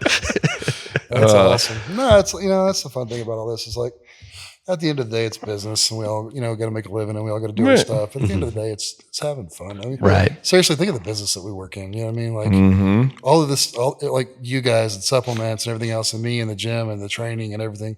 Man, it's based out of a place that we love. You know what I mean? Right. So, like we're not in an office 40 stories up in the air, work for somebody we hate. You know what Right. I mean? It's like, we actually get to work in a business and doing things that we love. Yeah. So it's like, why not enjoy it? Yeah. That's how I look at it. You know what I mean? So, Well, like be able to have your fingerprints on thing and like be able to change things for the better, like even things outside of like your gym, you know what I mean? Like trying to change and improve high school powerlifting, all that kind of stuff. You can make a difference. When I feel like a lot of times when you are kind of stuck in those jobs, it gets hard to do anything, Man, that's it gets, obviously, we do what we love, but it's, you have to take it seriously to be successful and survive with it. Sure. And I think it's a really smart thing to kind of like, with the competitions that you guys are doing, to do something just slightly different, like a wall sit. Like if you included if we were doing, big squat competition, it's like people are just going to naturally take that seriously because that's what they train for and what they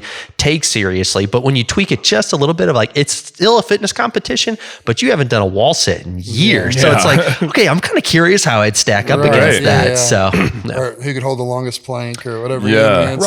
Right. And you get a bunch of 300-pound guys over there trying to do planks. Yeah. That's when it gets fun. You know what I mean? So. That's right. That's so funny. And that's we do some. It'll always end up happening when we do different group workouts around town. Is like, again, the employees kind of end up getting together towards the end of it, and we'll be on. It's happened on an assault bike and one of those self-propelled treadmills. I can't remember what they're called. Yeah. And it was the Trax mills or whatever. Yeah. Right. Yeah. And it's always been which employee can go the fastest on it. It's just like, this isn't something any of us do on a regular basis, but there's like a little bit, it's like a fun competitive thing. Right. A fun little competition. Yeah, absolutely. Our employees get competitive too, though. That's about anything. Yeah. So. Well, and I think it's one of those things too, that it's nice. It's nice to, like sit here and talk about it and stuff. Cause I think even in doing stuff like this, like, sometimes you do have to kind of stop and appreciate and smell the roses sometimes. Cause, I think there can be a misconception at times, like that, you work in something that you love, like you love this, you love that. And it's like that doesn't come with,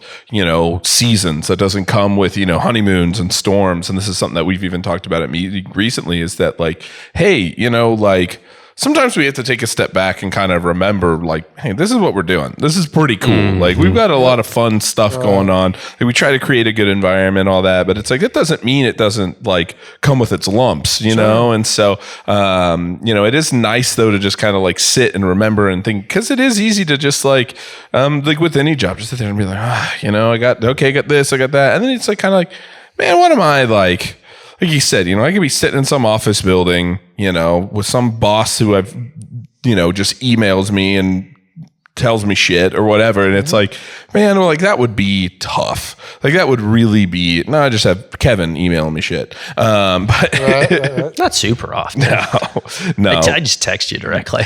But it's, but yeah, no, it is like, it is nice to just like sit and remember that it's like, man, you know what? Like we really do get to do something really cool. Yeah. And like in a cool environment with people that we like and stuff that we enjoy. And it's like, man, it could be a lot worse. Yeah, and it's part of like along the journey too, you got to stop to remember to sit back and enjoy it. For a minute. Yeah. It's that saying, you do what you love and you never work a day in your life. That's a lie. Yeah. So because work is work, even if you take what you love and you make it a career, it takes a little bit of what you love off of it, tarnishes it a little bit. You know what I mean? Right. But it's like you still have to sit back and remember, like, take a moment to reflect and remember, like, man, I really love what I do. Right. You know it's like, I like cooking. That doesn't mean being a chef is easy. Yeah. Right. Yeah. Right. It's still a busy kitchen. It's still hot in the kitchen. Yeah. Right. Right. Exactly. Yeah. It's still a lot. I think there's something to be said too. And I know it's something that I have to remind myself somewhat frequently on this too, of like, hey, you're doing what you wanted to do. This is the job that you would probably end up enjoying the most, and I definitely find myself in times of like, especially when I'm like, having to like organize meetings and then work with like schedule or like promotional schedules, and it just gets monotonous, and it's just like I'm staring at a computer screen, and it's like, there's, we do what we want to generally. Obviously there's certain things we have to do to be able to be successful with what we do. But there's a lot of times some minor tweaks that we can do to make the job a little bit exponentially more enjoyable. And I feel like I am better at my job if I can figure out how to enjoy it. I feel like I am more effective if I can, sometimes even it's just a little bit different perspective, like just reminding yourself, but sometimes there is a little tweak involved, but I am way better at what I do if I'm enjoying it. Right. That sounds to me like too, and also knowing you, like you've built a good team around you. You know what I mean? We've gotten lucky That for sure. also allows you to get to sit back and do some of that. You know what I mean? It's like when you have a good solid team you can depend on, it frees you up to be able to sit back and make those tweaks and those adjustments and stuff like that to make you and your team better. You know what I mean? So we talked about, I actually brought this up at meeting last Friday as well, is I realized last week with putting Thomas into the general manager role, or since he stepped into that role, a big part was making sure that maybe I could get a little bit of sleep, because I was working most nights, like mostly through the night. And we've gotten to the point now where I don't really worry too much. I think we've finally, we've gotten all we've gotten on the same page with everything. We put him in this role because he could manage the stores better than I could. And I was able to kind of catch him up to speed on things that I was doing. He's gotten to implement a lot of things that he wanted to implement because he's got a bigger vision within this department. But I think we're finally at a point where it's like, man, I don't really have to worry about the day-to-day of the stores nearly like I used to. And last week I got to put so much effort into some really cool projects that are coming up this year. We're taking a page out of your book, and we're doing a lot more for charity. We're doing a lot more fundraising stuff that's I'm super, super excited about. I'm getting to work with planning these things. It's like, man, I wouldn't have had time to do this before. And I'll tell you right now, I'll be down to help in any way with any of that. Heck yeah. Any of that you got, run it by me. I'm down to help you in any way. So. One of the big things is definitely doing anything and everything with Clay and Muscles and Mentors, man. So you've already been a big help with that. The crazy thing is, the past 2 weeks I've been trying to go, because so for a year and a half, I booked I block my Thursdays. It's my me day. It's my legacy day. It's I'm not at the gym. I get to work on legacy powerlifting. I get to create, all different kinds of stuff. And it's that's awesome. Tuesdays and Thursdays I dedicate to legacy. Okay. So legacy is the powerlifting company that I own. So all the rest of the days I have clients that I train in the gym, at Strength Factory, stuff like that. 2 days I set aside. You know what I mean? So the past 2 weeks, I've been trying to man, I'm going to go. And then I have clients that are like, hey, can I come in this afternoon? Hey, can I do this? Can I do that? You know what I mean? And so I'm like, we're 3 weeks away from a meet. So I'm like, yeah, come in, let's work on it. You know what I mean? So it's been weird circumstances. I haven't actually got to go down there, but as far as trying to use our resources to get them equipment and get in touch with people and stuff like that, I've been trying to reach out, but I feel bad because I haven't actually had a chance to actually go down there. So I'm kind of in the same boat myself, as I haven't gotten to see the facility yet. But we had Clay on recently on the podcast. Thomas has gotten to see it. He texted me, he said he was coming, then he texted me afterwards. He's all pumped up. So it was 2 hours, blah, blah, blah. Yeah, he did awesome too. Yeah. Well, I think I'm going down there Thursday, so I don't know what you guys are doing. Okay. So. All right. Fair enough. But yeah, no, I mean, even that was one of the big things, man, that again, just kind of going along again with what Kevin has been saying about you helping with different charities and different things going on, man. I think it spoke a lot to just who you are as a person too. When, I was sitting in the back of the Quail Springs store, and I know you and Clay had talked a little bit and saw you, and then you and I just had a quick conversation, and that was, you started offering to make a Facebook post and all this different stuff. And I know that post led to him, getting a number of text messages and calls from people. I think it was shared 150 something. Yeah, that's crazy, a ton of times, man. And so again, just doing stuff like that, like, you've got a platform, and being willing to use it is like, man, it's super cool. It's super cool to see, you being so willing to help out with what's going on. So I'll tell you something funny. Like honestly, with me and how I am, it's like everybody's like, would you want to be famous? Would you want to be all this other stuff? And trust me, I'm the furthest thing in the world from famous.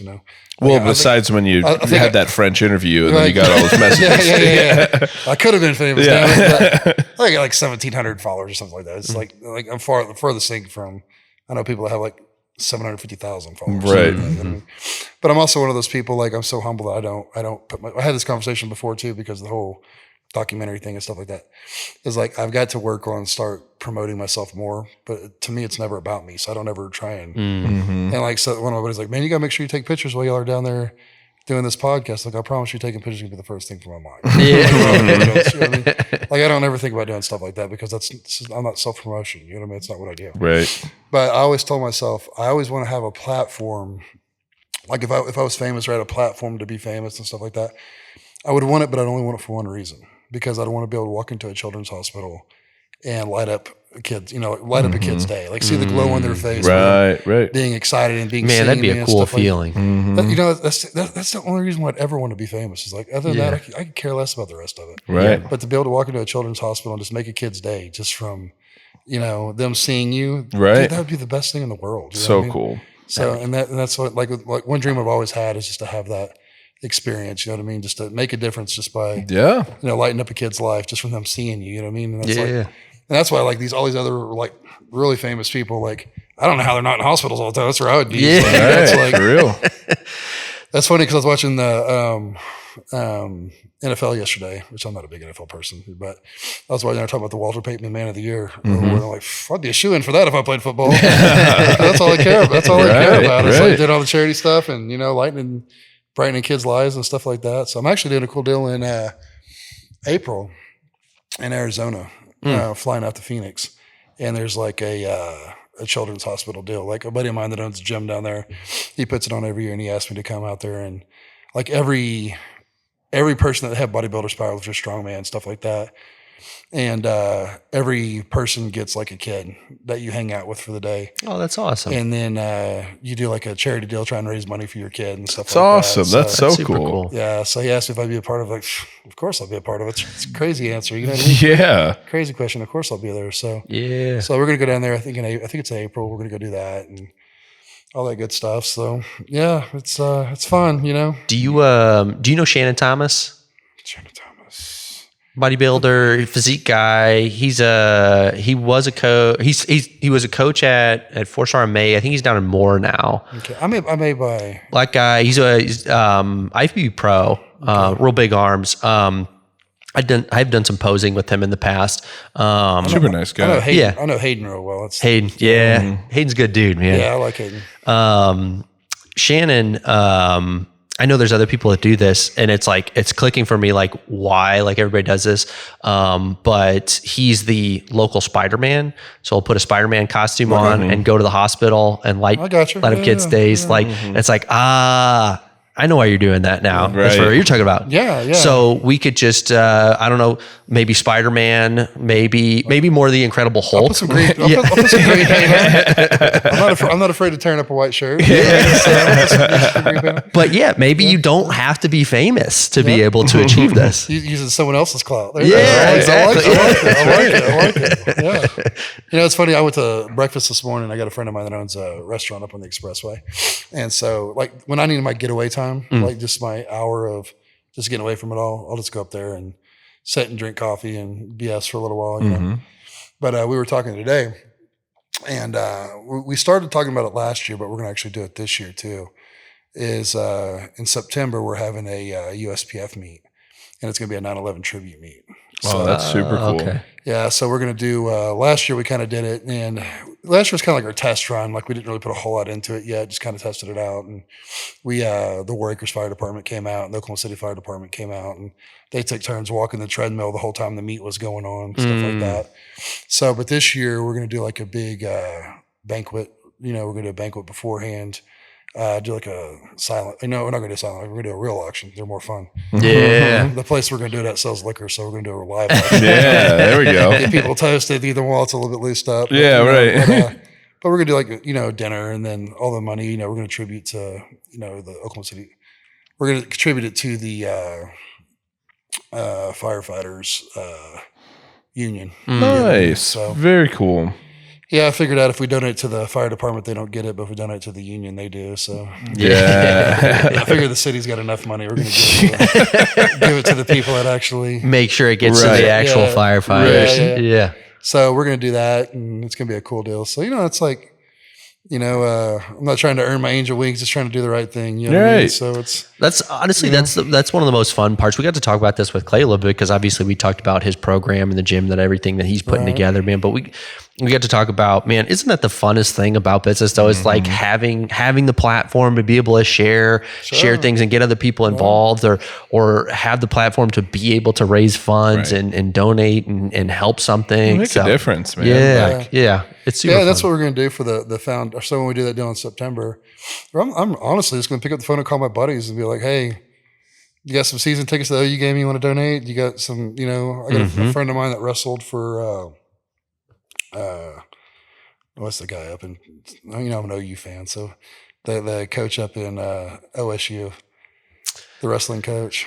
Oh, the old one, the one that just retired. Yeah. Oh, I can't think of his name. Where's Draven when you need him? We're all about to get in trouble with the Oklahoma people. Half of Oklahoma here. Right. But some signed wrestling shoes from him, or that's cool, any OU merchandise or whatever that we can auction off. Yeah. I'm gonna start making those phone calls, so you be aware. That's right. I'm gonna start making those phone calls for long. But it's like I got like a signed Uvan Shaman, the kick from back in OU days, that we'll auction off, and some different stuff like that. But Some real cool stuff. yeah, we're see what we can find out, so we get donated to us, and then we're just gonna auction it off and let the money go to those guys. And That's awesome. Yeah. Well, and I think that's the thing is I think, that's been something that we've continued to, expand upon and like, I think, just continue to realize opportunities that we have of like, man, like we've got, like you said, it doesn't take having 750,000 followers. It doesn't take, it takes, getting it out there. It takes, using a platform, whatever platform you have. It takes, just being willing. Like, I think that's the big thing. Like, again, it doesn't, maybe it wasn't, maybe somebody that wasn't able to donate something, but at least they shared the post. Yeah. Like it's something as simple as that like can really make a difference. Like, because that's what gets that thing out there. Like you said, I remember seeing it like when I saw you'd posted, it already had like 80 shares, and then it was like, I saw it later that day, it was like 100 and something, and it's like, like this is how we get some stuff done, because like as a community, like, man, there's opportunities and there's things like, especially with this, like, man, this is such a great cause. It's like, this is easy. This is a layup to like want to donate to this. And so it's like, it's one of those things where it's just like, man, sometimes you're just getting the word out there and just using like whatever platform we have to kind of like be able to spread that word. And that can be anybody that does, you don't have to have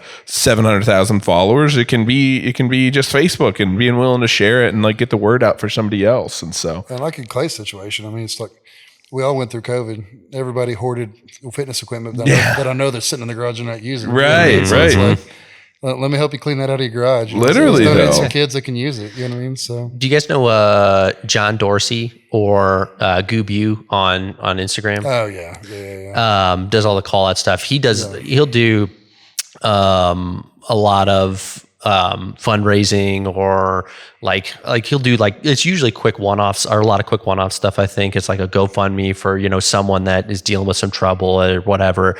And I think he does like a food drive every Thanksgiving, and he's got hundreds of thousands of followers. If I don't know, maybe he's at 1 million now or something, but he will raise so much money, and he's gotten credit for, hey, you're using your platform that you've built through, all these other means, but to, give back. And that's so cool. And he was like, man, he's like, you don't have to have the platform that I have to be able to raise funds. He's like, I had I think he was saying he had like 1,000 followers on Instagram, and he saw somebody that needed some help, and he set up a GoFundMe, and he raised like $2,000, like nothing, just because he posted about it with 1,000 followers. So I think inherently people are good. They want to help. Right. It's like people want to go that extra step and do it. You know? Right.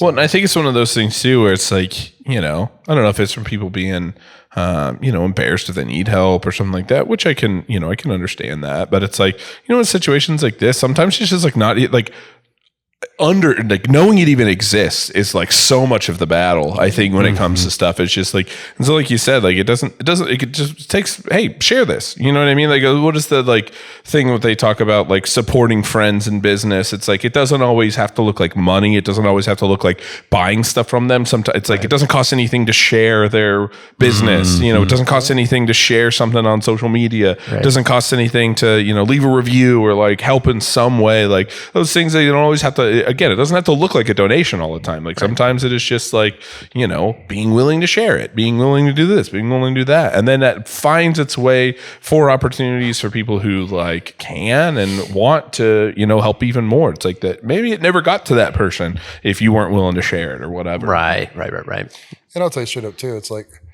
I'm 48, but I don't know anybody it's gotten to the middle part of their life that hasn't had a moment in their life when they needed help. Amen. You know what I mean? Everybody's been there. Amen. So, I'll tell you.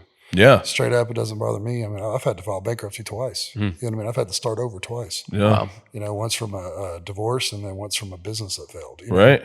But it's like I had to rebuild myself twice. It's easy to quit. It's easy to give up. And it's easy to, feel like, the world's come to an end and, it's such a big mountain to climb. But it's like at the end of the day, there's people that are wanting to help you. They're there to help you. You know what I mean? And I think because I've had to do that twice, it's like, it's kind of made me who I am. I had this discussion earlier because, like I said, the documentary stuff and everything. But it's like, somebody asked me, like, I talked to an editor today. He's like, "Was there anything in your past that you don't really want to talk about?" You know what I mean? I'm like, "Dude, I'm an open book. I'm like, there's nothing I don't. I'll talk about whatever. It doesn't bother me." He's like, "Well, when you get to like the social, side of stuff, people will criticize you for that." And I was like, so I'll tell you straight up, I haven't always been the best person in my life. I made some bad decisions in my life. No. I try and do a lot of good things now. I said, but all those bad things, all those bad decisions I made in my life brought me to my wife. And my wife has made me the person that I am now. You know what I mean? So if I wouldn't have made those mistakes, I may have never got to my wife. And so, and if I hadn't made those mistakes, I wouldn't have got to the person that made me who I am. Right. So I don't regret anything I've done. There's some things that I feel bad for and I may have wanted to change. Sure. You know what I mean? But inherently everything I did made me the person that I am. Right. And brought me to where I'm at. You know what I mean? So I'm like, dude, I'm an open book. It doesn't bother me at all. You know what I mean? Yeah. So, well, it's like you start really like in us, we've been really blessed in being able to talk to people on here. And, and that story is something that like, I feel like we've heard multiple times now of like, everybody goes through stuff and people go down paths they don't want to go down, some worse than others, you know what I mean? And it's like, I feel like life's not about avoiding those all the time. Like we're gonna mess stuff up. We're gonna go down wrong paths. I know I have, and it's like, but I feel like so much more about life is just like getting back up there and like and making a change for the better, getting better. Finding people in your life to support you, whether it's your wife or whoever. Where it's like getting back and get like towards the right path. It's like, dude, people love that kind of redemption. You know what I mean? Because it's like, we just had. Obviously, I don't think he'd mind us bringing it up because he talked about it on here, but we just had Sean Busby, the guy who owns Fit Camp 180. And he told his story of, facing, what did he say? Facing 30 years. Yeah. Facing 30 years. Yeah. And it's like, it went from that to, who he is and what he's doing now. And it's like, owning 4 stores. Yeah. It's like, it's one of those things where it's like, it's about, finding the right way and doing what you can now. And that's, So, are you allowed to talk about the documentary at all?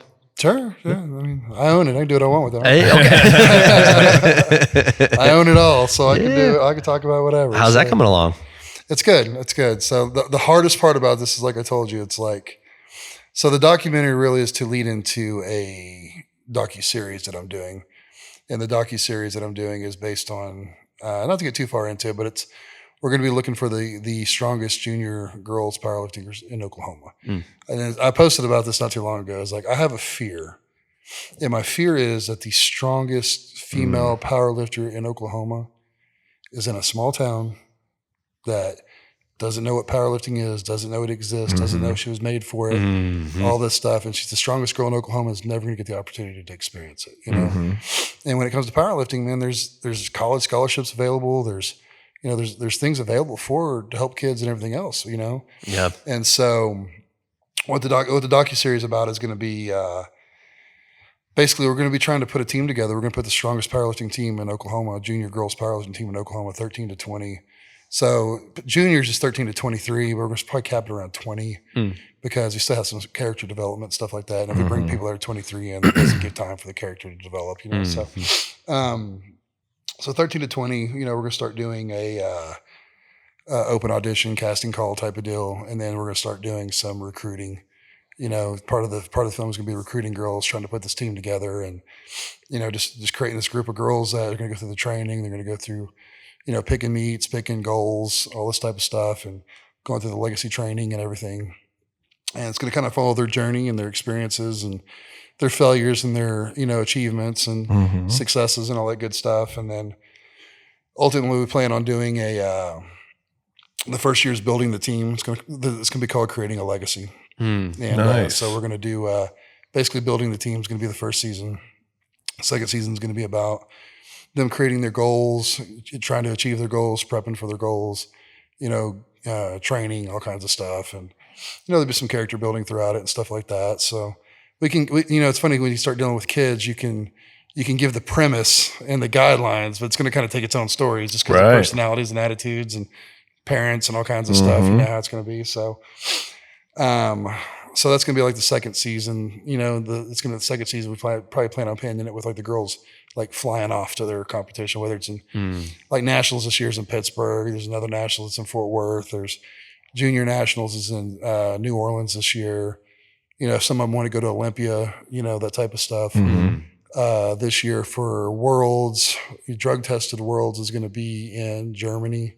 Non-tested is going to be in Argentina this year. So depending on what type of goals they have, you know what I mean? So we may be flying all over the country this year, actually all over the world, I guess, this year, depending upon what the goals are and stuff like that. And then, you know, coming back out of that, you know, I have like up to season 7 in my head already, what the plan is, you know what I mean? But what's God's joke? You know, you say, you give your plan and he's going to tell you what your plan's not. So, make plans and God laughs. Right. Yeah. So it's, we have it written pretty far, but you know, just the first couple seasons are going to be about building the team, creating the team. And then ultimately it's going to be one of those just to kind of throw it out there. It's like, you know, once we get this team built and once we feel that we got the right team, it's a strong team, we're going to throw the challenge out to other states. Like, hey, we think we got the strongest girls in the country. Come prove us wrong. Right. You know what I mean? So that's super cool. We're going to try and get some other teams to come and compete against us. And, you know, of course, I've already been talking to my buddies down in Texas. And I'm like, dude, we got a team. We're ready whenever you are. You know, like, all right, you know, let me build mine and we'll see where it lies. Right. You know? So we're going to reach out to Texas, you know, Arkansas, Kansas, you know, Colorado, just to start with, and then trying to reach out to Florida, California, you know, try and get a bunch of different teams in here and let's compete and see where we end up and go from there. And the story will continue to write itself as we go. That's super cool though, man. But that's a docuseries. But so the documentary, this has probably been the hardest part about it is like, because with me, I'm not a self-promotion person, you know what I mean? And I don't like it being about me. And to me, it's never about me. It's always about, you know, I'd rather, you know, these 5 kids get the recognition than me get it once, you know what I mean? It's like, it's just how I am, you know? And so the hardest part was, and someone convinced me of this, and they're right, you know, it's like, why does anybody care that you're doing this? You know what I mean? It's like, and they didn't mean it wrong with bad way. They meant it like, well, who are you and why do they care that you're doing it? You know what I mean? And so I'm like, well, what's your point? They're like, so we have to let everybody know who you are. You know what I mean? So I'm like, all right. So we started doing this documentary about me and, you know, like me prepping for Olympia, me getting ready to go compete, me competing at Olympia, I actually coached on the Friday before and then competed the Saturday after. So me coaching other people and prepping other people while I'm trying to prep and coach myself. And get me ready. And then me and my 2 training partners prepping for Olympia and going and competing and the whole Vegas experience and, you know, the whole plane landing and taking off and all this fun stuff. This is stuff we've been filming for the past 6 months. And so doing all that way we can set this documentary out there about me and who I am and all this good stuff. And then that way when the docuseries comes out, there'll be some face recognition. Right. Like, oh, that's right, that one right, guy. You know what I mean? Right. So in theory, it's kind of like I'm doing it to try and push the other one further along. You know what I mean? Mm-hmm. But to be honest with you, the documentary about me, I could really care less about. It's more, I'd rather push the kids' documentary, docuseries. But it sounds stupid, but I guess it's just a necessary evil that we have to do. Yeah. And that just kind of speaks to how I am. Like it's never about me. I don't. Right. I think there's a lot of business owners out there that probably could benefit from showing themselves more and telling their story a little bit more. It's you like I said, sorry not to interrupt you, but it's like when you made that post about you coming in on Sundays and you working, dude, I had so much respect for that. Thank you. Because it shows your employees like, hey, you know what? Yeah, I may be the boss, but I'm still not afraid to get in here and get dirty. You know what I mean? So that's why if you notice, when I come in now, I'm only coming in on Sundays, just to chat with you for a second. But it's because of the respect I have of like, hey, if he's going to come in on Sundays and if he's the owner and he's going to come in on Sundays and do some work, I'm going to come in on Sunday and buy some product. You know what I mean? So appreciate that, man. Yeah, it's just a mutual respect thing, so. Thank you. Yeah, man, it's one of those things that like, I think I'm kind of similar to like you and a lot of other people. I say business owners, but man, it probably applies to a lot of other things that people do and just posting more about themselves is, man, for the first 2 to 3 years that we were open, I made no Instagram or no Facebook posts at all. One, it was, trying to focus on just, making sure we're keeping up with social media for Triad and just get that underway. And once we kind of had, our schedule to that and routine for that, then it was like I probably need to at least kind of post myself. That way, if like I get thrown in a video or something, people, if they go to my page, they can at least get an idea of who I am. So, and that's definitely snowballed more into, me trying to share more of my story, trying to share more of my day-to-day, what it's like to be me, who I am. So, it's something that I was naturally really excited about. So, but see the big benefits of it. Well, and that's what led to this, Right. That's why we've got this going now. Cause again, you do have this well, who are you? Like, why are, and it's like, why does anybody care? And it's like, well, apparently some people do, and it's like, all right, well, if this if this furthers anything, like you said, sometimes you have to, and I think with like businesses happens the same way where it's like, oh, I don't want it to be about me. I don't want it to be, about whatever, but it's like, well, but like, if you're able to do that in a good way and it can grow the business, well, then you can help more people and you can make it more, you know what I mean? Like if you can do this and be successful with it, then the docuseries has a really good chance of being more successful. But and at the end of the day, if it wasn't for you, it wouldn't be there. You know what I mean? Right. It's something I'm trying to learn now. Yeah. You know what I mean? It's like it's tough though. I'm trying to learn humility and like, what I have to do versus what I feel like in my heart, but what actually I have to do. You know what I mean? And so I have a lot of people in my ear about like, you got to start doing this, you got to start posting that, you got to do this, you got to do that, So it's part of me is like, just somebody take the password and do it. Yeah. It's just hard, So it's probably better to come from that point though than to get into it because you want the attention yourself. Because I don't know that a lot of, I'm sure there's plenty of people, but like, man, I don't like to follow super narcissistic people. It's hard. It's really hard. You can see it pretty easily. But the people that are sharing that are like, okay, like you're trying to genuinely share. You're not doing it in a braggy way, like just trying to, tell more about yourself. It's like, those are the posts. Those are the things I like to see. So, And so it's funny because we were talking about, like earlier. So we were actually talking about this earlier too. Is like, so you get those posts. Like these people have like 1 million followers. You know what I mean? And they'll have these posts of them buying somebody's groceries. You know what I mean? Like walking up in line and swiping their card and paying for all the groceries. And you always get those people in the comments like, "Yeah, it'd be really cool if you weren't videoing it." Like trying to get the recognition from it. Right. But the flip side of it is, if you weren't videoing it and you weren't putting it out there for the world to see, you wouldn't have the 1 million followers that give you the money to allow you to do it. Right. Exactly. Yeah. You know what I mean? So now it's like it's catch-22. Yeah.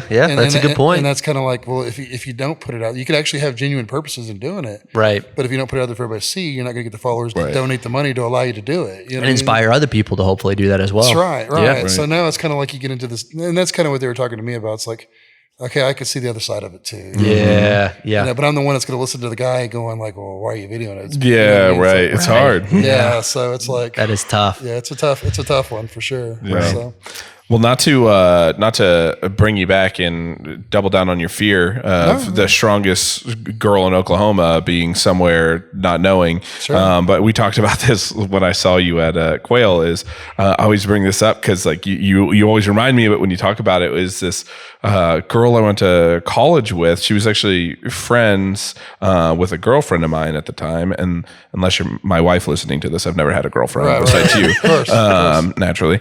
But her boyfriend, now husband, was like really into lifting, super strong dude. And like she's not like a very large lady. She's not the smallest girl, you know, Sure. she's probably 170 pounds, you know, I don't know, pretty just normal sized person.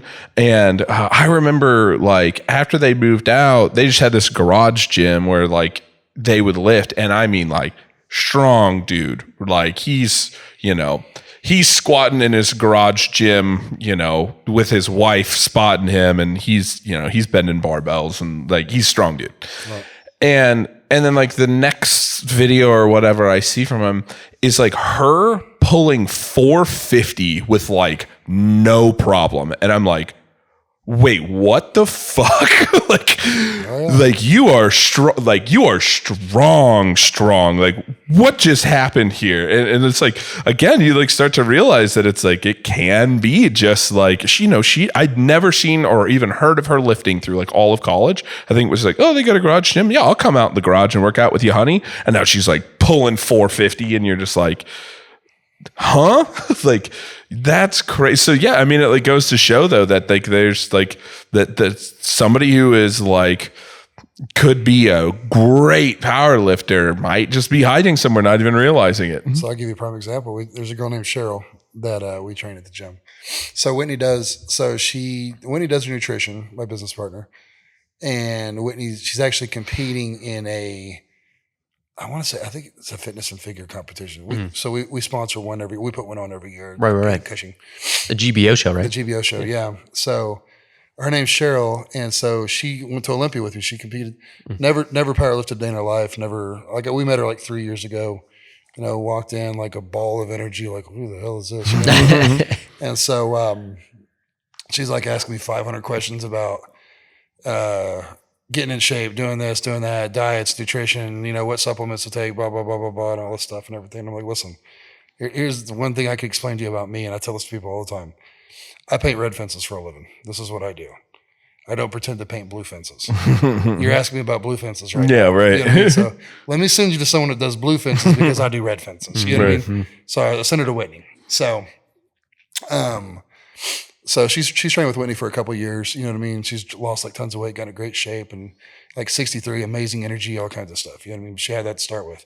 And I love her to death. She's like, it's funny because she's 63, but she calls me her dad brother. So, but it's she calls me Big Papa, stuff like that all the time. You know what I mean? It's like she always says I'm like this father figure to her, but she's like 63 and I'm 48. So Yeah. kind of weird scenario there. But anyways, so she was training with Whitney for a couple of years, and we have like all my powerlifting teams back there and stuff like that. We're all training, and she comes back and she's like, I think I want to try this. We're deadlifting. I'm like, go ahead, try it. You know what I mean? Like her first time to ever lift, she pulls like 185. You know, and she's like maybe 140. Jeez. Pulls like 185, and then, you know, she's like, that was pretty easy. I want to try some more. So I'm like, all right, we put 225 on. She pulls 225, like terrible form and stuff like that. You know what I mean? But it's like, she pulls it like, all right. And she's like, I want to come back next week and try it again. You know what I mean? So I'm like, all right. So she'd come once a week and train with me, and then train with Whitney the other, you know, she comes 5 days a week. So she trained with Whitney the other 4, come with me, train 1 day a week.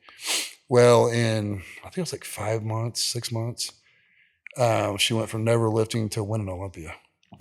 Wow. At 63. Holy shit. She pulled 335 pounds, I think Holy it was. my God. And this was 63 years old. Like, Yeah, right. She never deadlifted a day in her life, never lifted anything like that. You know what I mean? And it's like, it's just people that are out there that can just, they don't know they can do this stuff. Right. They don't know. They don't Never even tried. Yeah. Wow. And so at 63, she's like, all right, so she made a commitment that she's going to do this GBO show. And after that, she's like, I'm coming back, Big Papa. I'm coming back. I'm like, hey, you get this show out the way and then we'll worry about the rest of it. You know what I mean? So it's like, but yeah, if you ever met Cheryl a day in your life, you would know it because she's probably the most energetic person you've ever met in your life. Besides the fact that she's 63, it's crazy. Yeah. Right. One of those people that you're jealous of the energy that they've got. I'll tell you right now, we could carry a film crew around her all day long and have a hit show. Right. It's always a show and a party when she's there. That's so fun. She is a show within herself. So. Right. But it goes back to, it doesn't matter if you're, like I said, that kid in a small town or 63-year-old lady or whatever, it's just, it's something anybody can try and anybody can do. Right. Right. So, might be really good at it. Yeah. And you might be great at it. You know yeah. what I mean? 6 months later, you might win a world championship. You never know. Right. You know what I mean? So I saw it happen with my own eyes. So that's amazing. That's wild. Yeah. Yeah. And she was, it was funny too, because she was upset that she won the world championship. She won Olympia. But she was mad because she thought she let me down because she didn't break a world record. You know what I mean? So, but what she didn't realize is that she did. You know, right? So it was like, so when she realized it later. But it was like, it was one of those. It was pretty surreal for her. So yeah, that's crazy. Yeah, good for her. No kidding. Awesome. So yeah, I mean, it's powerlifting is one of those deals that anybody can do it. Mm-hmm. They think this big, heavy, strong, 300, 400 right. pound guys, these big beefy women, stuff like that. I got a girl that's 21, just graduated from OU, and she's probably 120 pounds, and she started powerlifting. She did her first meet like a couple months ago, maybe been powerlifting for 8 months. Right. And if you would look at her, you would think bikini model, not powerlifter. Right. It's like, it's crazy. You never know, Yeah. So, I feel like there's something to be said too for doing what you enjoy more, where I am not built to do well in bodybuilding at all. I'm lanky. Me neither. And but like you are kind of lanky. Yeah, I'm very lanky. I've got but they said about Thor too. Oh, maybe if I fill out like Thor a little bit, I got a few pounds to put on. Couple. Yeah, he's probably what 10, 15 pounds more than me. Yeah, a little bit. A couple. But what do you have something to say? No. Where I would what I am naturally much more apt to be good at is endurance style sports. And I would probably do a whole lot better if I was running marathons or trying to do triathlons or something. I'd probably be more competitive if I was doing that. But I don't really enjoy it. So that's it. If you don't love what you're doing, it's no point in doing it. Maybe if I got into it, I'd enjoy it more, but it's not something I've really been drawn to or found an itch for. So what's that thing they call a runner's, it's not a runner's addiction, whatever. Runner's high? Yeah, the runner's high. Yeah, I've never ran that much in my life. Never gotten to that point? Yeah, I've never gotten to that point. So, yeah. Well, anything else new for you, man? Like we said, dude, you've got your hand. I feel like every time I talk to you, you've got something new going on, man. Yeah. Anything else you want to bring up on the podcast? Yeah, I feel the same way. I don't know. It's like, I'm one of those people that come up with so many stupid ideas, so many crazy things. You know what I mean? It's like, I almost need a team just like, okay, you handle this. But somehow none of these ideas have ever made me a millionaire. So I don't know. Maybe I got to rethink it. You know? Enough to keep you supported, to keep coming up with these ideas though, man. I got to come up with the next widget. Yeah. The next pet rock or something. Yeah. Right. Yeah, I got to actually find something that's making some money here. Hey man, enough to keep doing it, man. I think that's all I hope for. I look at it this way. They're all passion projects to me. I love everything I do. So it's so that's how I look at it. It's it's all about what I want to do and how I want to be doing it and where I want to be right now, and it's like, I don't know. I'm not one of those crazy overly religious people, but it's like, I just feel it's what's been put on me to do. It's like this time in my life and this part of my life, it's like, it's about other people. It's not about me no more. And my kids are, my youngest is 17. She's going to be leaving for the military before too long. She wants to go into intelligence and all that stuff. So great for her. You know what I mean? So that's the one that set the world record. So. Yeah. So do some pretty badass stuff. Yeah, she went from 11 to 17. All of a sudden, I don't know how that happened.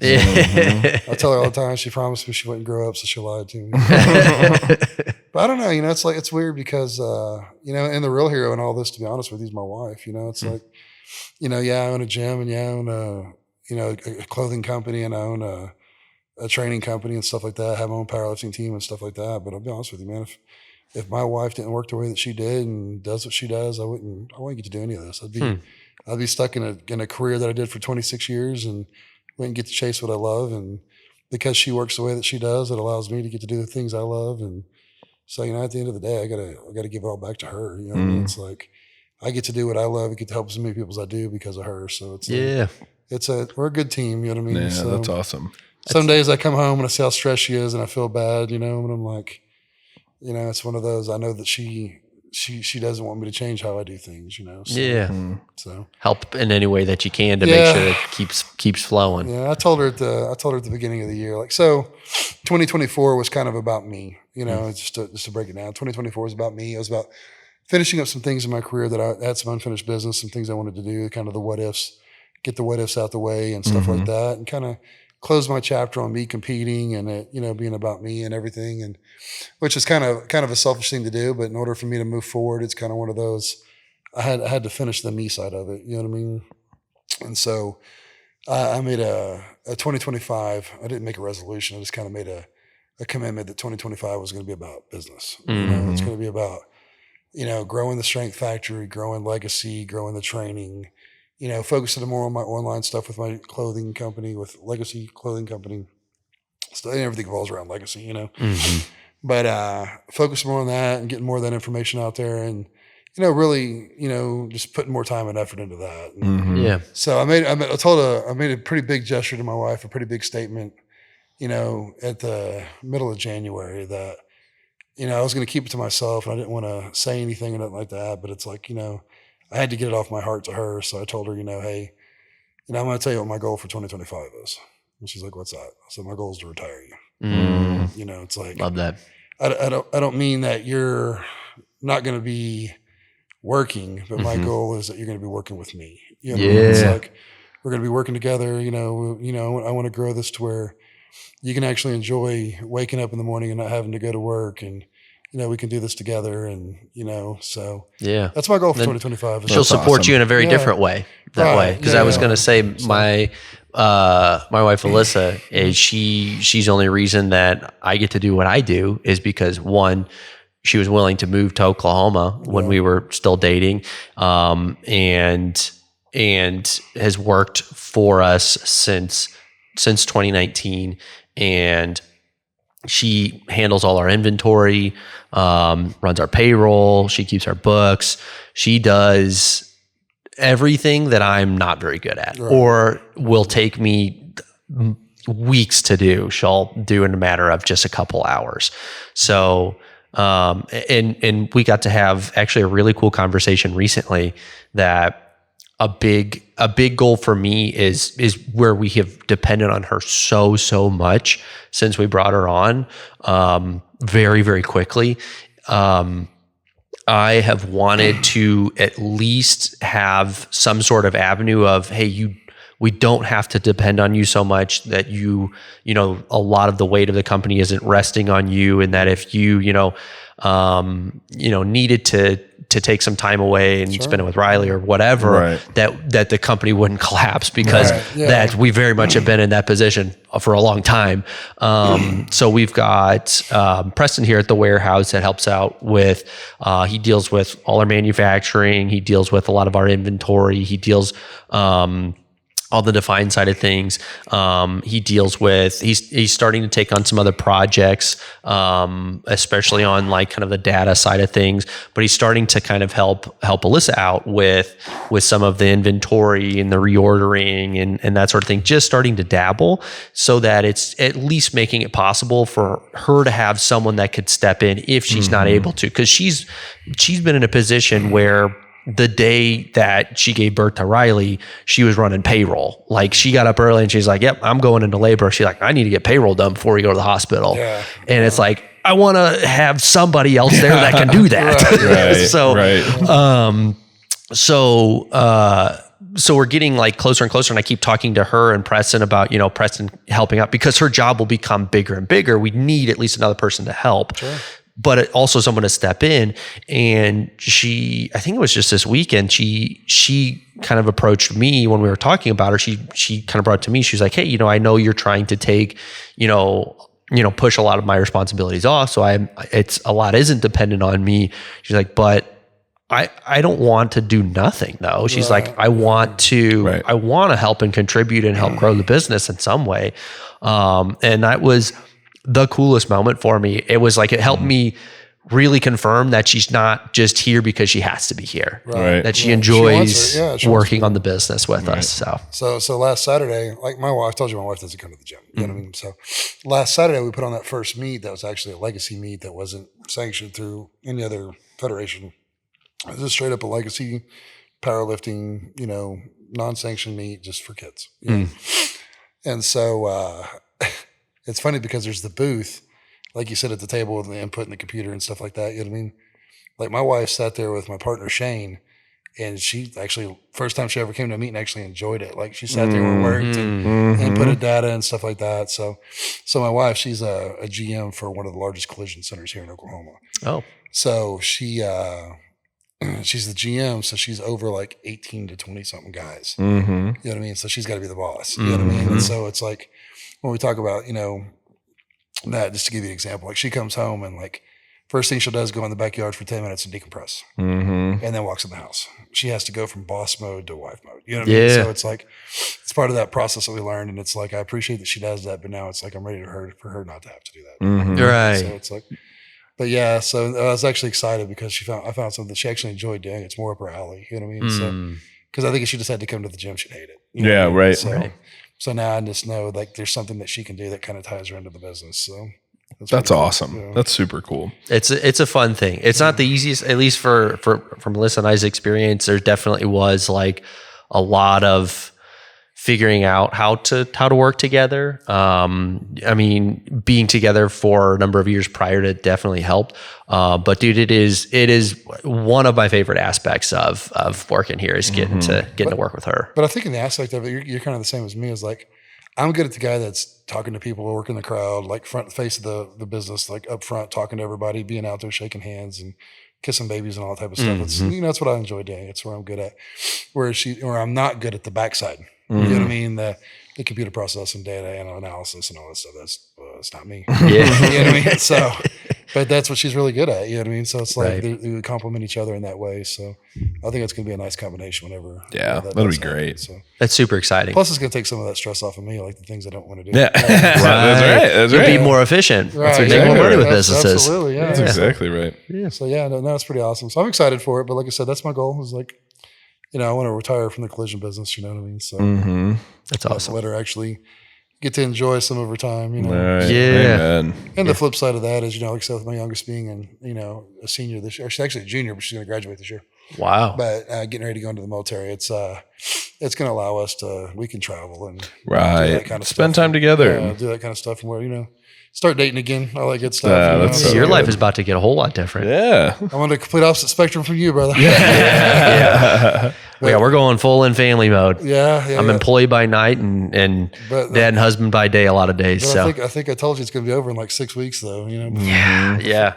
You think it's a long ways away now, but 6 weeks from now, they're going to be 17, 18 graduating high school, and you're going to be like, what happened to the time? It's crazy. For real. It goes fast, so definitely enjoy it, That's crazy. Yeah. She's in that period of time now too, where she's walking, she's able to entertain herself, but she can react and play with you. That she's just fun to be around, and she's sleeping well, and she's easy. And it's like, I kept hearing right when she was born of, hey, don't get too excited about the next stage because you're going to miss this stage, as soon as you get there. I haven't, this might sound bad at first, but I haven't experienced that quite as intensely as some people have said so far. Wow, you hate your baby? That's crazy. Only a little. This phase, I'm going to miss this phase. Yeah, she's I fun. know it. She's so funny. Yeah. Dude, she cracks me up. Yeah. I'm going to tell you the phase that breaks your heart when it happens is when you come home and they're screaming, yelling, "Daddy, Daddy," come running at you. Then one day it doesn't happen. And it's like, that's the part that breaks your heart. Yeah. Like, they don't even realize it. You don't even know when that day comes. It's just like one day you open the door and they're not screaming for you no more. It's like, what happened? Yeah. It was my brother-in-law's it was his parents, I think it was his dad that was talking about it. It's like, you don't think about, but there will be a last time that you pick your kid up. Yeah. So, and you never know when it is. yeah, Right. it was, he was, I think he was leading into a joke. I think he said something about, he's like, I knew it when it happened because like I tweaked my back when I picked you up. You're too heavy. but yeah, it is kind of a crazy thing of like, there will be a last time. There's the last time when you go from daddy to dad. And there's all that. Oh So, man. yeah. But Daddy to dad to bruh. bra, yeah. I put it into the bra pretty quick. Yeah. I said, listen, I'm not your friend. Yeah, right. Yeah. Worst case, I'm your dad. I'm not your buddy. Yeah, So, that's right. yeah. So, Well, guys, we're over 2 hours. Goes Episodes quick, fly. man. imagine that. Yeah. Yeah, right. You know, it's funny. I was like, so during that documentary, once again, it's like we would sit down and do like interviews and stuff like that. And so every interview we did was like an hour long. You know what I mean? And so people were like, man, that's already been an hour. Okay. It goes quick. But whenever we were doing like the sitting down and me interviewing and stuff like that, I was like 3-4 hours into it. And it's like, feels like it's been 30 minutes. Dude, it goes so fast, man. It's crazy when you're talking with people you like and Yeah. about stuff you care about. Right. It's like, it goes quick, man. Dude, like I said, these are conversations that we'd already be having. You know what I mean? Like just sitting around enjoying having a good conversation. So, Yeah. well, man, to kind of like, again, wrap things up a little bit, I think, it's something I touched on a little bit before, but, man, I think like, you've been somebody who I know Kevin and I have talked about a number of times as being somebody who's like, especially in the fitness community, in the business world, especially here locally, that, we feel like is doing some really cool stuff, and kind of like you've talked a decent amount about tonight too, is like, it's very apparent that focus is on others, that focus is towards right now the kids, and especially like the girls, and man, it's really cool to see you to continue to do that, and to continue to grow that space and kind of give a place and an opportunity for like these young women to really kind of experience something that's, I guess, not so much anymore, but for a long time was kind of out of the traditional, like path that a lot of young girls went on. And so, man, it's super cool because through, whether it's documentary, the docuseries, you just training these girls, all that kind of stuff, man. It's like, I hope you realize how much you are impacting lives long term with stuff like that. And I know that, you've talked again about this not being about you. And it's like, man, it's very cool how much you've put all these kind of things first, and to see the positivity and the growth and the response from it. I think it's just going to continue to be awesome, man. So super stoked to have had you on. And again, just want to thank you for always being willing to help with anything small or big or anything that we've got going on, trying to, like help with the community or whatever, with like Clay's stuff, with Muscles and Mentors, all that kind of stuff, man. Like you've been, since the first time I know you and Clay talked, and even myself talking to you, you've been very much of like, man, hit me up, let me know, I'm here to help. And so it's super cool, man. And it's a testament to who you are. So I appreciate that. Yeah. So, at the end of the day, it's just about doing the right thing. That's right. So it's like, if that's what's put on you to do it, just do it. So, heck yeah, man. You'll get paid back. Yeah. If you do the right thing. one life or another, you know what I mean? Yeah, that's true. That's true. Amen, So, man. I won't come back as a cat the next time. So, Well, yeah, Ray. Thank you for coming on, man. Is there anything else that you'd like to talk about, or any way to reach out to you if anybody's interested in, especially powerlifting? Sure. I guess the easiest way is probably, the Instagram or Facebook. It's Big Cat OKC is my Facebook. I think it's the same for my Instagram, Big Cat OKC. We're revamping the website right now, but it's Legacy Powerlifting USA, and then legacypowerlifting.net.